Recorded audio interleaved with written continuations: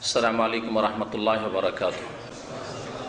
इन्नल हम्दुलिल्लाह नहमदुहु व नस्तईनुहु व नस्तगफिरुहु व नऊज़ु बिल्लाहि मिन शुरूरि अनफुसिना व मिन सय्यिआति अमालिना। मन यहदिहिल्लाहु फला मुदिल्ल लहु व मन युद्लिलहु फला हादिय लहु।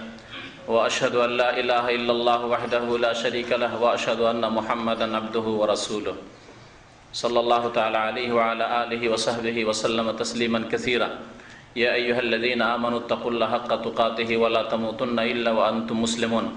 या अय्युहन्नासुत्तक़ू रब्बकुमुल्लज़ी ख़लक़कुम मिन नफ़्सिन वाहिदा व ख़लक़ मिन्हा ज़ौजहा व बस्स मिन्हुमा रिजालन कसीरन व निसाअ वत्तक़ुल्लाहल्लज़ी तसाअलून बिही वल अर्हाम इन्नल्लाहा काना अलैकुम रक़ीबा। या अय्युहल्लज़ीना आमनुत्तक़ुल्लाह व क़ूलू क़ौलन सदीदा युस्लिह लकुम अअमालकुम व यग़फ़िर लकुम ज़ुनूबकुम वमन युतिइल्लाह व रसूलहु फ़क़द फ़ाज़ फ़ौज़न अज़ीमा। अम्मा बाद फ़इन्न ख़ैरल हदीस किताबुल्लाह व ख़ैरल हदी हदी मुहम्मदिन सल्लल्लाहु अलैहि वसल्लम व शर्रल उमूरि मुहदसातुहा व कुल्लु मुहदसतिन बिदअह व कुल्लु बिदअतिन दलाला व कुल्लु दलालतिन फ़िन्नार। अऊज़ु बिल्लाहि मिनश शैतानिर रजीम। बिस्मिल्लाहिर रहमानिर रहीम। क़द अफ़लह मन तज़क्का। सम्मानित भातृमंडলী, আল্লাহ পাক রব্বুল আলামিনের সমস্ত প্রশংসা যে আল্লাহ পাক রব্বুল আলামিন আমাদের সৃষ্টি করেছেন এবং আমাদেরকে একমাত্র তাঁর ইবাদত বন্দেগীর জন্যই সৃষ্টি করেছেন। সালাত এবং সালাম নাজিল হোক নবী মুহাম্মদ রাসূলুল্লাহ সাল্লাল্লাহু আলাইহি ওয়াসাল্লামের প্রতি, যিনি সবচাইতে সুন্দর করে আল্লাহ পাকের ইবাদত করেছেন এবং সুন্দর ইবাদতের তরিকা আমাদেরকে শিখিয়েছেন। নবী করিম সাল্লাল্লাহু আলাইহি ওয়াসাল্লাম যেমন ইবাদত করেছেন দৈহিক ইবাদত, তেমনি ইবাদত করেছেন বাচনিক ইবাদত, তেমনি ইবাদত করেছেন এসবের পূর্বে হৃদয়ের ইবাদত, অন্তরের ইবাদত। ইবাদত আপনার জীবনে এসব ক্ষেত্রে হইতে হবে। অন্তর দিয়ে ইবাদত করতে হবে, আপনার জবান দ্বারা আপনাকে আল্লাহ পাক যে বাকশক্তি দিয়েছেন তা দিয়ে ইবাদত বন্দেগী হইতে হবে, আপনাকে আল্লাহ অঙ্গ প্রত্যঙ্গ দিয়েছেন সেসব দিয়েও আপনার ইবাদত বন্দেগী হইতে হবে। তাহলে ইবাদত হচ্ছে ইবাদতে কলবি, হৃদয়ের ইবাদত। ইবাদত হচ্ছে ইবাদতে লিসানি, জবানের ইবাদত, বাচনিক ইবাদত। ইবাদত হচ্ছে ইবাদতে বাদানি বা দৈহিক ইবাদত, শারীরিক ইবাদত। এসবগুলি ইবাদত যারা করে তারাই সত্যিকার অর্থে আল্লাহ পাকের বান্দা, তারাই ইসলামে পূর্ণাঙ্গ রূপে প্রবেশ করতে পারবে যার আদেশ আল্লাহ পাক করেছেন। আমাদের ধারাবাহিক এই শুক্রবারের জুমার পরে যে তাফসির হয়, তাফসির শুনে অনেক সময় একই রকম শুনে অনেকে হয়তো নতুন কিছু শুনতে চান। তো অনেক ভাইয়ের পরামর্শ যে মাঝে মধ্যে বিষয়ভিত্তিক কোনো আলোচনা হলে ভালো। তো আজকে বিষয়ভিত্তিক একটা আলোচনা করব, তবে আলোচনার অধিকাংশ বিষয়গুলি হচ্ছে কোরআনে কারীম থেকে। তো এটা এক ধরনের কোরআনে কারীমের তাফসীর। কোরআনে কারীমের প্রত্যেকটি পয়েন্টে দলিল পেশ করা হয়েছে কোরআনে কারীম থেকে, যা পেশ করবো আপনাদের সামনে। আর কিছু সহিহ হাদিস রয়েছে।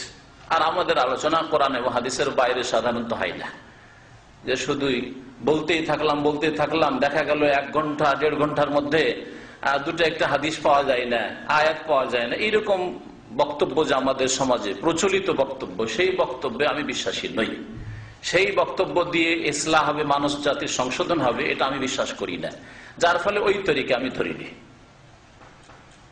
ইচ্ছা করলে হয়তো ওই মার্কেটে যে প্রচলিত তরিকা, সেই তরিকা ধরে পেট ব্যবসা করা যেত, কিন্তু পেট ব্যবসা করা উদ্দেশ্য ছিল না, যার ফলে ওই তরিকা ধরিনি শুরু থেকেই। আরবদের যে তরিকা এখানে আসার পরে দেখলাম কোরআন এবং হাদিস সম্বলিত বক্তব্য 1 ঘন্টা থেকে 1.5 ঘন্টা, এটা অনেক বেশি। এদেশে সারা রাত ব্যাপী জালসা হয় না, আর 3 দিন ব্যাপী সম্মিলন হয় না। কথা দেখেছেন? সৌদি আরবে কোথাও এগুলো হয় না। আমার দেশে 5 দিন ব্যাপী তাফসীরুল কোরআন মাহফিল, 3 দিন ব্যাপী সম্মিলন, ইজতেমা, আর একজন বক্তা উঠলো 5 ঘন্টা ধরে তার একটানা ওয়াজ চলছে। কিন্তু কাজের সময় দেখা যাচ্ছে যে কোনো সংশোধন হচ্ছে না, সমাজে কোনো সংশোধন হচ্ছে না। ছোটকালে আমরা জলসায় গেছি, বড় হয়েও গিয়েছি, ছাত্র জীবনে গিয়েছি, তো দেখেছি জলসা থেকে, ওয়াজ মাহফিল থেকে লোকেরা ফিরে আসছে আর রাস্তায় গল্প করছে, কেমন লাগলো রে, কেমন লাগলো, খুব ভালো লাগলো, অমুক মৌলানা যে বললেন না, এত সুন্দর সুর, এত মজা লাগলো, আর বলার নেই, খুব মজা লাগলো, এর বেশি কিছুই না। ফজর নামাজে নেই, ওয়াজ মাহফিলতে ফিরে গিয়ে ফজর নামাজও নেই। হালাল হারামের কোন সংশোধন নেই, যে এতদিন হারাম খাচ্ছিলাম, হারাম কথা বলছিলাম, হারাম দেখছিলাম, আর দেখবো না, আর করবো না, আর শুনবো না, এইসব কোনো সংশোধন নেই। এই জন্য আরব দেশে যে তরিকা, প্রচলিত তরিকা, বেশি লম্বা বক্তব্য নয়, বিষয়ভিত্তিক বক্তব্য, আর সবচেয়ে বেশি মানুষের অন্তরে প্রতিক্রিয়া সৃষ্টি করতে পারে আল্লাহ পাকের কথা, কোরআনে কারীমের কথা, আর তার রাসূল সাল্লাল্লাহু আলাইহি সাল্লামের কথা। এই জন্য মানুষ কিসসা কাহিনী দিয়ে আর হাসিয়ে কাঁদিয়ে, একবার হাসিয়ে দিলেন, একবারে জমিয়ে দিলেন, আর একবার কাঁদিয়ে দিলেন, এইরকম ওয়াজ করে মানব জাতির সংশোধন কখনো হয়নি আর হবে না। এগুলো হচ্ছে উর্দুতে বলে কিসসা কই, কিচ্ছা কাহিনী করা। আর এসব করে মানুষকে হাসানো হয়, কাঁদানো হয়, কিন্তু এটি হিদায়াত করা হয় না। হিদায়াত যদি করতে হয়, মানুষকে ফিরিয়ে নিয়ে আসতে হয়, ফিরাতে হবে আল্লাহর দিকে, ফিরাতে হবে আল্লাহ পাকের রাসূলের আদর্শের দিকে। সুতরাং কোরআন এবং হাদিস দিয়ে ফিরাতে হবে,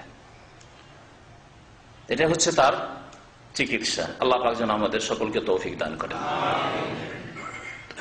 আজকের বিষয়বস্তু হচ্ছে আত্মার পরিশুদ্ধি। আত্মার পরিশুদ্ধি, ইসলাহুল কুলুব। অন্তরের সংশোধন কেমন করে হবে? অন্তরের সংশোধন করতে হবে, ইবাদতের সংশোধন করতে হবে, আখলাক চরিত্র ব্যবহারের সংশোধন করতে হবে, তাহলে হবে সত্যিকার অর্থে মুসলিম।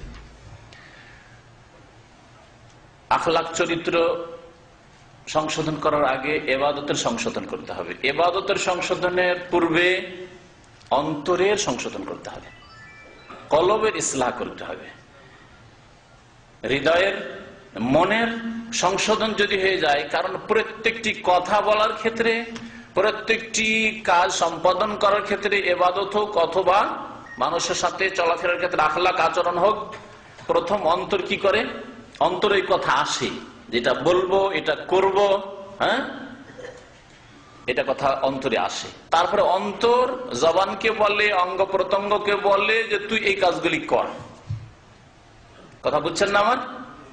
যে কোনো কাজ করেন অথবা যে কোনো কথা বলেন, ভালো কাজ অথবা মন্দ কাজ, ভালো কথা অথবা মন্দ কথা, মারামারি করব, গাল দেব, খারাপ জিনিস দেখব, ফিল্ম দেখব, হ্যাঁ, ভালো কাজ করো, মন্দ কাজ করবো, নামাজ পড়ো, মসজিদে যাব, দিন শিখতে যাব, এগুলি কথা জবানে বলছেন বা কাজে আপনি করছেন। এই যে এখানে এসেছেন, তার আগে অন্তর আপনাকে বলেছে যে আজকে শুক্রবার, জুমার পরে কোরআনের তাফসীর হবে, জুমার পরে ইসলামিক আলোচনা হবে ইসলামিক সেন্টারে। অন্তরে প্রথম এই কথা এসেছে, যার নাম হচ্ছে নিয়ত। অন্তরে এই সংকল্প এসেছে। তারপরে অন্তর আপনার অঙ্গ প্রত্যঙ্গকে ইনফর্ম করছে, জানাচ্ছে। আপনার পাকে বলছে যে তোকে হাঁটতে হবে আজকে, আপনার ঘুমকে বলছে যে ঘুম, তোকে উঠতে হবে আজকে, তাড়াতাড়ি উঠতে হবে, 9:30 10টায় উঠতে হবে, জুমার নামাজটা পড়তে হবে, জুমা মসজিদে ওখানে জুমার খুতবার অনুবাদ হয়, সেখানে হাজির হইতে হবে, আর তারপরে ওখান থেকে আসর পর্যন্ত তোকে ওখানে গিয়ে দিন শিখতে হবে। এই যে ইবাদতের আমল এসেছে, ইলম শিখা হচ্ছে ইবাদত, ইসলাম সম্পর্কে জ্ঞান অর্জন করা হচ্ছে ইবাদত। এই উদাহরণ দিয়ে নেন, এটার জন্য প্রথম অন্তরের ইসলাহ হয়েছে, অন্তরে চাহিদা হয়েছে, আগ্রহ জন্মেছে যে আমি দিন শিখব। যার অন্তরে আগ্রহ নেই, তার অঙ্গ প্রত্যঙ্গ কখনো দিন শিখার কাছে আসবে না, ইলমের কাছে আসবে না, আমলের কাছে আসবে না। কয়েকদিন আগে একজন বাহরাইনে ট্যাক্সি চালায়, দেশি মানুষ, ভাবে সাবে কথায় বোঝা যাচ্ছে যে আরাম করে, আমরা কাস্টমার ছাড়া বাইরের কাস্টমার নিই না, তার মানে বড় পয়সা ইনকাম করে। তো আমি বললাম যে ইসলামিক সেন্টারে কখনো আসেন কি? নতুন মানুষকে এইভাবে হালকা করে দাওয়াত দেওয়া যায়, কারণ বেশি করে চাপ দিলে ও শুনবে না, বরং ওর ঘৃণা জন্মে যাবে, আরো বেশি পাপে লিপ্ত হবে বেচারা মিসকিন। তো বলছেন না, ইসলামিক সেন্টারে কখনো আসেনি। ইসলামিক সেন্টারে কোনো ক্যাসেট বা বক্তব্য বা কোনো বই পড়েছেন, শুনেছেন? বলছেন না, সময় হয় না। আমাকে বলছে, সে আমাকে চেনে না আর কি, যে আমি কেউ, নামে চেনে না, কিন্তু কাজে কামে দেখা হয়ে গেছে অনেক জায়গায়। তো আমি পরিচয় না দিয়েই বললাম সময় হয় না। বললাম যে দুনিয়ার যে পয়সার সময় হচ্ছে, ভালোভাবেই বললাম ঠান্ডা করে, সেটা ক্ষণিকের জন্য, দুটো চোখ বন্ধ হয়ে গেলে সব শেষ হয়ে যাবে।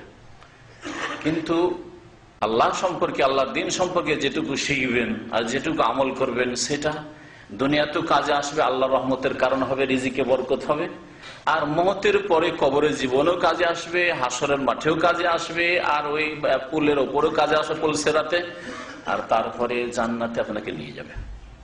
সেটাই সবসময় কাজ দিবে আপনার। তার জন্য কিছু সময় বের করার চেষ্টা করিয়েন, তার জন্য কিছু সময় বের করার চেষ্টা করিয়েন। সাল্লাল্লাহু আলাইহি মুহাম্মদ, বাস যথেষ্ট এটুকু নতুন মানুষের জন্য। বাকি হিদায়াতের মালিক আল্লাহ। কি বলছিলাম? অন্তরে যদি আপনার চাহিদা না থাকে, দিন শিখবো না, দিনের উপর আমল করবো না, ভালো কথা বলবো না, তাহলে কখনো আপনার দ্বারা ভালো কাজ হবে না। না ইবাদত হয়, 5 ওয়াক্ত নামাজ হবে, না ভালো আখলাক চরিত্র মানুষের সাথে পেশ করবেন। যদি আখলাক চরিত্র পেশ করেন, কাফের ও মুসলিম পেশ করে দুনিয়ার গরজে, আমার অমুকের সাথে, অমুক জাতির সাথে লেনদেন, কূটনৈতিক সম্পর্ক আছে, সুতরাং তার সাথে আমাকে ভালো আদান প্রদান, টেকনিকটা এটা ঠিক রাখতে হবে, কারণ নিতে হবে, দিতে হবে। এই হচ্ছে দুনিয়ার সম্পর্ক, তাই না? লেনদেনের সম্পর্ক। যার সাথে লেনদেনের সম্পর্ক নাই, তোর কাছে পাবোই বা কি, তুই আমাকে দিবি বা কি, তোর সাথে ভালো ব্যবহার করে আমার লাভটাই বা কি। কিন্তু একজন মুসলিম তা করে না, আপনি তা করি না। আমি ভালো ব্যবহার করে আল্লাহর জন্য করি, ইবাদত করলে আল্লাহর জন্য করি, আপনাকে সালাম দিলে আল্লাহর জন্য করি, আপনার কাছে কিছু পাবো সেজন্য। আজকাল কিছু সালাম হয়েছে, সালাম দেওয়া মানে 5 রিয়াল চাইবে, রিয়াল, এইরকম সালাম না, জিন্দগিতে সালাম দেবে না। এখানে এসে দেখলাম রাস্তায় অনেকে হাঁটছি, হঠাৎ করে সালাম, কি ব্যাপার সালাম, রিয়াল, এটা 5 রিয়াল, 2 রিয়ালের সালাম, ভিক্ষা চাওয়া সালাম। দুনিয়ার গরজে মানুষ কাজ করে। একজন মুসলিম, সত্যিকার অর্থে মুসলিম হলে দুনিয়ার গরজে করে না। বলছিলাম যে অন্তরের যদি ইসলাহ হয়ে যায়, তাহলে ইবাদতের ইসলাহ হয়ে যাবে, সুন্দর ইবাদত হবে। অন্তরে যদি এই বিশ্বাস হয়ে যায় যে আমাকে একমাত্র আল্লাহ পাকের ইবাদত বন্দী করে জীবনযাপন করতে হবে এবং রাসূলের তরিকায় জীবনযাপন করতে হবে, এটা অন্তরে প্রথম মজবুত হতে হবে, তাহলে আপনার ইবাদত, আপনার নামাজ নবীর তরিকা হবে, আপনার হজ নবীর তরিকা হবে, অন্য কোনো তরিকা হবে না। কারণ অন্তরে এটাই বিশ্বাস যে আমার ইবাদত বন্দেগী আল্লাহর জন্য হবে এবং আল্লাহ যাকে রসুল করে পাঠিয়েছেন তার তরিকা অনুযায়ী হবে। তাহলে অন্তরের প্রথম ইসলাহ লাগবে জীবনের প্রতিটি ক্ষেত্রে। অন্তরের ইসলাহ সম্পর্কে মুসলিম জাতিতে একটি তরিকা প্রচলিত হয়েছে, যেটা হচ্ছে সুফিবাদ, মানুষের কাছে প্রচলিত। সুফিবাদ প্রথম মুসলিম সমাজে যে ছড়িয়েছে, ধীরে ধীরে ধীরে ধীরে ধীরে ছড়িয়েছে, তারা কিন্তু ভালো লেবেল লাগিয়ে ছড়িয়েছে যে আমরা মানুষের অন্তরের ইসলাহ করতে চাই। কারণ অন্তরের ইসলাহ না হলে, আমার কথাগুলি বলেছে, অন্তর ইসলাহ না করলে ইবাদতের ইসলাহ হবে না।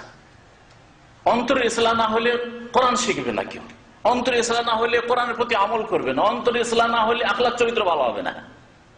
কথা খুব সুন্দর এবং কোরআন এবং হাদিস ভিত্তিক কথা। কিন্তু অন্তরের ইসলাহর নাম দিয়ে যতগুলি সুফিবাদের টার্ম আছে, পরিভাষা আছে, সবগুলি বিদাতি টার্ম, বেদাতি পরিভাষা এবং বিভিন্ন অমুসলিমদের পন্থা থেকে নেওয়া। সেগুলি উদাহরণস্বরূপ শেষখানে বলবো, আর যদি আমার মনে না থাকে তো স্মরণ করিয়ে দেবেন যে ওদের বিদাতি পরিভাষাগুলি কি।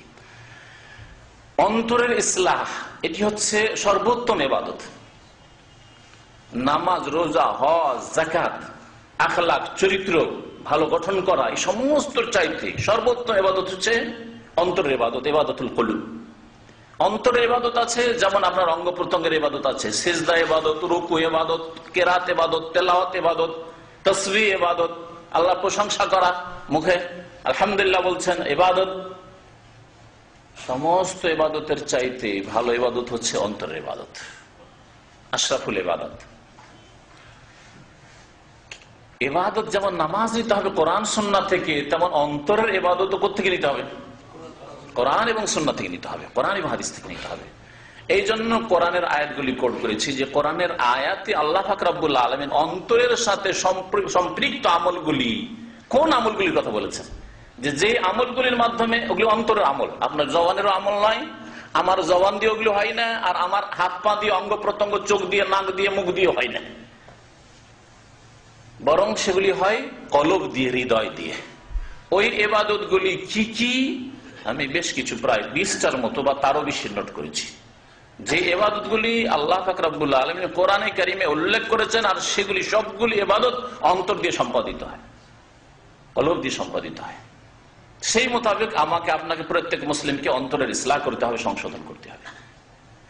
নবী করিম সাল্লাল্লাহু আলাইহি ওয়াসাল্লামের সহিহ বুখারী মুসলিমের হাদিস, আলা ওয়া ইন্না ফিল জাসাদে মুদগাতান, শুনে রাখো যে দেহে, শরীরে একটি গোশতের পিণ্ড আছে, গোশতের টুকরো আছে। মুজগা বলেছেন, মুজগা মানে গোশতের পিণ্ড। আল্লাহ পাক মানুষের সৃষ্টির ক্ষেত্রে বলেছেন যে মানুষের সৃষ্টির এমন একটা স্তর আছে, সেই স্তরে গিয়ে নুতফা থেকে আলাকা হয়, আলাকা থেকে মুদগা হয়, মুজগার পরে ফাকাসাউন আল ইজামা লাহমান, লাহাম হয়, আর লাহামে হাড্ডি আল্লাহ তৈরি করে। সুম্মা আনশানাহু খালকান আখার ফাতাবারাকাল্লাহু আহসানুল খালিকিন। নুতফা মানে কি? বীর্য। বীর্য একটা স্তরে প্রত্যেকে বীর্য ছিল আমাদের। তারপরে কি হয়েছে? আলাকা হয়েছে, মানে জমাট বাঁধা রক্ত হয়েছে, জমাট বাঁধা রক্ত। আলাকা মানে জমাট বাঁধা রক্ত। তারপরে সে আলাকাটা রূপান্তরিত হয়েছে কিসে? মুদগাতে, মানে গোশতের টুকরোতে, গোশতের পিণ্ডে একটা গোশতের টুকরো হয়েছে। তারপরে সেটা লাহাম হইল। আল্লাহ পাক রব্বুল তাকে নকশা দিলেন, মানুষের মাথা থেকে পা পর্যন্ত নকশা, যা লাগে অঙ্গ প্রত্যঙ্গের নকশা। আর ওর মধ্যে ফাকাসাউন আল ইজাম আল লাহমান, আল্লাহ বলছেন এই যে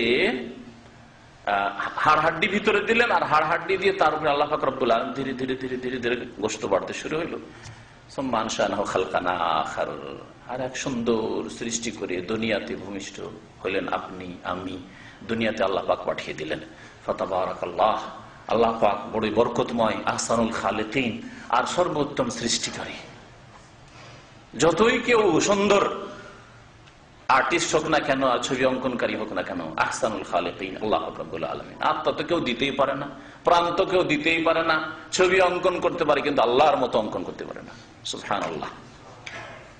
আল মুসাউবির, আল্লাহ পাক রব্বুল আলামিনকে বলা হয়েছে উত্তম ছবি অঙ্কনকারী। তো অন্তরের ইসলাহর কথা শোনেন। অন্তরের ইসলাহ সম্পর্কে প্রথম যে বিষয়টি আমাদের অন্তরে মজবুত হইতে হবে অন্তরের সংশোধনের জন্য, সেটা হচ্ছে ঈমান বিল্লাহ, আল্লাহর প্রতি বিশ্বাস। ঈমান মানে হচ্ছে বিশ্বাস। ঈমান মানে শাব্দিক অর্থ আল ঈমান ওয়া তাসদীক। ঈমান মানে বিশ্বাস। হাদিসটা পুরো বলা হয়নি মনে হয়, গোশতের টুকরো, তাই না? শেষ করি। শরীরে মানুষের গোশতের একটা পিণ্ড আছে, এজা সালহাত, নবী সাল্লাল্লাহু আলাইহি ওয়াসাল্লাম বলছে এজা সালহাত, যখন সেটা সুন্দর হয়ে যাবে, সুষ্ঠুভাবে পরিচালিত হবে, ঠিক সোজা পথে চলবে, সালহাল জাসাদু কুল্লুহু, তাহলে তার পুরো দেহটা কি হবে? সুস্থ থাকবে, সুন্দর থাকবে, সুন্দরভাবে চলবে। শরীরের ওই গোশতের পিণ্ড যদি সুষ্ঠুভাবে পরিচালিত হয়, তাহলে গোটা শরীর, আল জাসাদু কুল্লুহু, গোটা শরীর, গোটা দেহটা সুন্দরভাবে সুষ্ঠুভাবে পরিচালিত হবে। ওয়াইদা ফাসাদা ফাসাদাল জাসাদু কুল্লুহু, আর যদি ওই শরীরের ওই একটি গোশতের টুকরো, গোশতের পিণ্ড যদি কি হয়ে যায়? নষ্ট হয়ে যায়। ফাসাদা, ফাসাদা মানে সরে যাওয়া, ফাসাদা মানে বিপর্যয় সৃষ্টি হয়ে যাওয়া, ফাসাদা মানে বিগড়ে যাওয়া। বিগড়ে যাওয়া বলেন কে বলেন? বিগাড় ধরে নেওয়া, উর্দু শব্দ অনেক কেউ বাংলায় ব্যবহার করে থাকে। ফাসাদা, যদি তাতে বিগাড় সৃষ্টি হয়ে যায়, তাতে যদি বিপর্যয় সৃষ্টি হয়ে যায়, তার যদি অধঃপতন হয়ে যায়, সেটা যদি নষ্ট হয়ে যায়, সরে যায়, যদি ওই ফাসাদা, ওই গোশতের একটা পিণ্ড যদি সরে যায়, সরা পচা হয়ে যায়, ফাসাদাল জাসাদু কুল্লু, তাহলে গোটা শরীর সরে পচে যাবে, গোটা শরীর সরে পচে যাবে। আলা, শোনো, সাবধান, মনে রাখো। আলা মানে ওয়াহিয়াল কালব, সেটা হচ্ছে কলব, হৃদয়, হার্ট, সেটা হচ্ছে হার্ট। এই হার্টের জন্য, এই হৃদয়ের জন্য, তার যত্ন করার জন্য, যাতে করে হার্ট ফেল না হয়, হার্টে যে শিরা উপশিরাগুলি রক্ত নিয়ে যাচ্ছে সেগুলি বন্ধ না হয়ে যায়, এর জন্য লাখ লাখ টাকা খরচ করছে মানুষ। এর জন্য কোলেস্টেরল কন্ট্রোলে রাখা, এর জন্য প্রেসার কন্ট্রোলে রাখা, তাই না? যুগ যুগ ধরে আমি জানি এমন ভাইকে যে 25-30 বছর বয়সেই সে প্রেসারের ওষুধ খাওয়া শুরু করেছে, কোলেস্টেরল ওষুধ খাওয়া শুরু করেছে। কি জন্য? এই হার্টের শারীরিক দিক থেকে হার্টটাকে সুরক্ষিত করার জন্য, আধ্যাত্মিক দিক থেকে নয়। বাঁচবে হয়তো 70 বছর 80 বছর, এখন তার বয়স 50-এর উপরে চলে গেছে, হয়তো 60-এর কাছাকাছি। তাকে জানি 25-30 বছর বয়স থেকে সে হাই প্রেসারের ওষুধ খায়। কিসের জন্য? এই হার্ট ফেল না হয়ে যায়। আমি এই জন্য না, তার মানে শরীর বাঁচাবার জন্য। ওই হার্ট ফেল হইলে আমার মত হয়ে যাবে, সেই জন্য জান বাঁচাবার জন্য কত চেষ্টা মানুষের। কিন্তু তার ঈমান বাঁচাবার জন্য, তার আধ্যাত্মিকতার উন্নতির জন্য চেষ্টা আছে কিনা, এটা হচ্ছে জিজ্ঞাসার বিষয়। এটা হচ্ছে সবার কাছে জিজ্ঞাসার বিষয়। যদি সেই দিক থেকে কলম মরে যে হার্ট ফেল হয়ে যায়, আধ্যাত্মিকতার দিক থেকে, রুহানিয়াতের দিক থেকে যদি হার্ট ফেল হয়ে যায়, তাহলে দুনিয়া ধ্বংস, আখিরাত ধ্বংস, জাহান্নামের ইন্ধন। এত সুন্দর চেহারা, এত সুন্দর হাত পা, এত খেদমত করলেন এই শরীরের, লোশন দিয়ে আর ক্রিম দিয়ে জাহান্নামে জ্বলবে। সুবহানাল্লাহ, জাহান্নামে জ্বলবে যদি এর ইসলাহ না করেন। তো কলবের ইসলাহ করতে হবে। তাহলে আল্লাহ ওয়াহিয়াল কলব, সেটা হচ্ছে কলব। এই কলবের ইসলাহ প্রথম পদক্ষেপ হচ্ছে কি বললাম? ঈমান বিল্লাহ, আল্লাহর প্রতি ঈমান। আল্লাহর প্রতি ঈমান, ঈমান মানে বিশ্বাস, এটা হচ্ছে শাব্দিক অর্থ, আল ঈমান ওয়া তাসদীক। তবে ভাব অর্থ সম্পর্কে মুহাদ্দিসিনে কেরাম, উলামায়ে কেরাম, আইম্মায়ে কেরাম বলেছেন যে ঈমান 3টি জিনিসের সমষ্টির নাম। কারণ তাদের কাছে ঈমান মানে শরীয়তি ঈমান হইতে হবে, শুধু শাব্দিক অর্থের ঈমান নাই। শরীয়তি ঈমান হচ্ছে প্রথম আত-তাসদীক বিল কলব, অন্তর থেকে বিশ্বাস করা, অন্তর থেকে বিশ্বাস করা। ওয়াল ইকরার বিল লিসান, আর এই জবান দিয়ে, আপনার বাকশক্তি দিয়ে স্বীকার করা, অঙ্গীকার করা যে আল্লাহ তোমাকে মানলাম, তোমার দিনকে মানলাম, তোমার কালেমা মানলাম, তোমার নামাজ মানলাম। আল ইকরার বিল লিসান। ওয়াল আমাল বিল আরকান, আর অঙ্গ প্রত্যঙ্গ দিয়ে আমল করা, কাজে পরিণত করা। যা বিশ্বাস করেছেন, যার কথা স্বীকার করেছেন, অঙ্গীকার করেছেন, তার বাস্তবায়ন করা। এই 3টি জিনিসের সমষ্টির নাম হচ্ছে ঈমান। এটা হচ্ছে শরীয়তের পরিভাষায়। আর শাব্দিক অর্থ ঈমানের বিশ্বাস করা। তো প্রথম বিশ্বাস লাগবে। বিশ্বাস কি দিয়ে হয়? মুখ দিয়ে, চোখ দিয়ে, কান দিয়ে। কান দিয়ে শোনা হয়, চোখ দিয়ে দেখা হয়, জবান দিয়ে বলা হয়, জিহ্বা দিয়ে স্বাদ গ্রহণ করা হয়, হ্যাঁ, হাত দিয়ে ধরা হয়, পা দিয়ে হাঁটা হয়। তাহলে প্রত্যেকটি অঙ্গের একটা করে ওজিফা মানে ডিউটি আছে, বা একাধিক ডিউটি আছে। অনেক সময় একটি অঙ্গ একাধিক কাজ করে। সেই রকমই কলব যে একটি শরীরের একটা গোষ্ঠপিণ্ড, তার কি আছে? বেশ কিছু কাজ আছে, আমালুল কুলুব, কাজ আছে, ডিউটি আছে। প্রথম বিশ্বাস করা, প্রথম বিশ্বাস করতে হবে। এই বিশ্বাস এত অটল বিশ্বাস হবে, এত অকাট্য বিশ্বাস হবে, দৃঢ় বিশ্বাস হবে, যে বিশ্বাস কেউ যেন কেড়ে না নিতে পারে। এই বিশ্বাস যেন কিছু রিয়াল ডলার দিয়ে বিক্রি না হয়ে যায়, কারো ভয়ে যেন হারিয়ে না যায়। কারণ ঈমান, দুর্বল মানুষদের ঈমান তো এরকমই, 25-50 হাজার টাকা দিয়ে কিনে নিতে পারবে। 25-50 হাজার টাকা, 10 রিয়াল 5 রিয়ালের জন্য 10-5টা রিয়াল হবে। ওই সময় নামাজের সময়খানে নামাজ বাদ দিয়েও 10-5 রিয়ালের পিছনে পড়ে আছে, তাহলে তো 5 রিয়ালে ওর ঈমান বিক্রি, ঠিক না? কফিলের একটা ধমক বা মদিরের একটা ধমক, তোর এইসব কাজ করা যাবে না, এত টাইম নেই, কাজ কর, ওতে শেষ, না হলে খরচ। একটা ধমকে শেষ। মারেরও ধমক দেয়নি, হ্যাঁ, হত্যা করে দেওয়ারও কেউ ধমক দেয়নি। একটু উদাহরণ দিলাম। এইরকম বহু ধমক হইতে পারে, আপনার কোন নেতার ধমক হইতে পারে, কোন সন্ত্রাসীর ধমক হইতে পারে। একটা ধমকে ঈমান কেড়ে নিল, একটা ধমকে পূজার চাঁদা আর মাজারের চাঁদা নিয়ে নিল। মাজারের চাঁদা না দিলে গ্রামে বাস করতে পারবে না, পূজার চাঁদা না দিলে দেশে বাস করতে পারবে না। ঈমান কেড়ে নিল এক ধমকে। এখনো মারি খাননি, এখনো দাঁত শহীদ হয়নি, নবীর এই সুন্নতের আমল করেনি, খালি মিষ্টির সুন্নতের আমল করতে শিখেছেন। হ্যাঁ, তিতা সুন্নতের উপর আমল করতে হবে বা আমল করার ঝুঁকি নিতে হবে, তখন আল্লাহ বাঁচাবে, যেমন বাঁচিয়েছেন নবী করিম সাল্লাল্লাহু আলাইহি ওয়াসাল্লাম, তাই না? আল্লাহর প্রতি এইরকম বিশ্বাস, যে বিশ্বাস কেউ করে নিতে পারে। আল্লাহ পাক ঈমানের কথা কোরআনে, সুবহানাল্লাহ, কোরআন আসল বিষয় হচ্ছে ঈমান, তাই না? আল্লাহ শুরুই করেছেন আল্লাযীনা ইউমিনুনা বিল গায়ব, ইউমিনুন, ঈমান দিয়ে শুরু করেছেন ঈমানের কথা। সূরা আসর, ইন্নাল ইনসানা লাফি খুসর ইল্লাল্লাযীনা আমানু, ঈমান দিয়ে শুরু করেছেন। ঈমান, ঈমান কতবার আল্লাহ কোরআনে কারীমে বলেছেন ঈমানের কথা। আল্লাহ বলেছেন আল্লাযীনা আমানু বিল্লাহি ওয়া রাসূলিহি, যারা বিশ্বাস করবে আল্লাহর প্রতি এবং রাসূলগণের প্রতি, উলাইকা হুমুস সিদ্দীকুন, ওরাই হচ্ছে উলাইকা হুমুস সিদ্দীকুন, এরাই হচ্ছে সিদ্দীক, মহাসত্যবাদী। আমাদের সমাজে আল্লাহর ওলির যে ধারণা আছে, একটা ভুল ধারণা সংজ্ঞায়, যে আল্লাহর ওলি কারা। আল্লাহর ওলি সত্যিকার অর্থে আম্বিয়া রসুলগণ, মানে আল্লাহর বন্ধু, আর তারপরে মহাসত্যবাদী যারা সিদ্দিক, আবু বকরের মতো সিদ্দিক, ওমরের মতো সিদ্দিক, উসমানের মতো সিদ্দিক, আলীর মতো সিদ্দিক, হাসান হোসেনের মতো সিদ্দিক, ওইরকম তারা আম্বিয়া রসুলগণের পরে সাহাবায়ে কেরাম রাদিয়াল্লাহু তাআলা আজমাইনদের মতো সিদ্দিক, ও শুহাদা, যারা শহীদ, যারা পরোয়া করেন আমার রক্ত যাক কিন্তু ইসলাম জিন্দা হোক। আর ওয়াসসালিহিন, আল্লাহ সৎকর্মশীলদের কথা বলেছেন। কয় শ্রেণীর কথা আল্লাহ বলেছেন আয়াত মনে আছে? ওমাইয়ুতি ইল্লাহু ওয়া রাসূলুহু ফাউলাইকা মাআল্লাযীনা আনআমা আল্লাহু আলাইহিম মিনান নাবিয়িনা, নবীগণ, ওয়াস-সিদ্দীকিনা, সিদ্দীকগণ, ওয়াশ-শুহাদা, আর শহীদগণ বা ওলামাগণ। শুহাদার দুটি তাফসীর করা হয়েছে। শুহাদা আল্লাহ পাকের ওয়াহদানিয়তের সাক্ষী, আউলুল ইলম, ওলামায়ে কেরামদের এর তাফসীরে ওটাও আছে, আর যারা শহীদ হয়েছে তারা।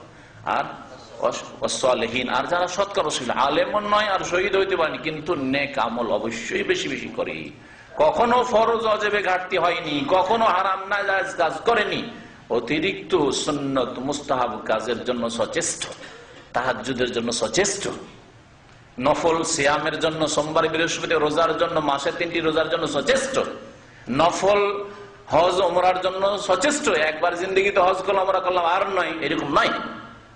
সালেহীন, সৎকর্মশীল, হালাল ছাড়া হারাম ভক্ষণ করে না, হারাম উপার্জন করে না, সালেহীন তারা। আল্লাহ সবগুলিকে আল্লাহ পাকে, এগুলি হচ্ছে ওলি। আল্লাহ বলছেন যারা ঈমান নিয়ে আসবে আল্লাহর প্রতি, রাসূলগণের প্রতি, তারাই তো সিদ্দিক।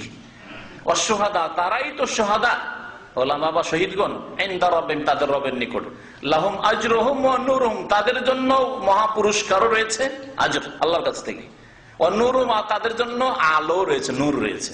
দেখেন আল্লাহ নূর দেবেন তাদেরকে। এই নূর কোন নূর? নবীকে নূর বানিয়ে দিলেন বিদ্যার্থীরা। আল্লাহ তো তাদেরকে বলছেন তাদের নূর আছে। এই কোন নূর আছে?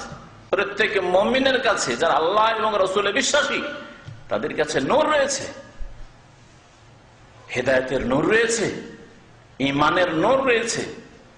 ওয়াল্লাযিনা কাফারু ওয়া কাযযাবু বিআয়াতিনা, পক্ষান্তরে যারা মিথ্যা মনে করবে আল্লাহ পাকের বিধিবিধানকে, উলাইকা আসহাবুল জাহিম, তার জাহান্নামের অধিবাসী। সূরা হাদীদের আয়াত নম্বর 19। ঈমান সম্পর্কে বিস্তারিত বলতে গেলে এখানে থেকে যাব, তাড়াতাড়ি করে শেষ করি। দ্বিতীয় বিষয় তা হচ্ছে তাকওয়া, সংযমী হওয়া বা সংযত হওয়া, পাপ মুক্ত হওয়া। তাকওয়া মানে বেঁচে থাকা। বেঁচে থাকবেন কি থেকে? বেঁচে থাকবেন আল্লাহ পাকের অসন্তুষ্টির কাজ থেকে। আর আল্লাহ পাকের অসন্তুষ্টির কাজ হচ্ছে ফরজ ওয়াজিব ছেড়ে দেওয়া, হারাম নাজায়েজ কাজ করা। আল্লাহ পাক যা ঘৃণা করেছেন, রাসূল সাল্লাল্লাহু আলাইহি ওয়াসাল্লাম যা ঘৃণা করেছেন, সেসব কাজ করা, এগুলো হচ্ছে আল্লাহ পাকের অসন্তুষ্টির কাজ। তাকওয়া, বেঁচে থাকা, বেঁচে থাকার গুণ তৈরি করতে হবে। মানুষ কখন বেঁচে থাকে? যখন অন্তর তার বেঁচে থাকে। অন্তর যদি গুনাহ থেকে বেঁচে না থাকে, যার অন্তর হয় পাপিষ্ট, তার অঙ্গ প্রত্যঙ্গ মাথা থেকে পা পর্যন্ত, চোখ, নাক, হাত, পা সবগুলি পাপিষ্ট হবে। অন্তরকে পাপ মুক্ত করতে হবে, তাকওয়া।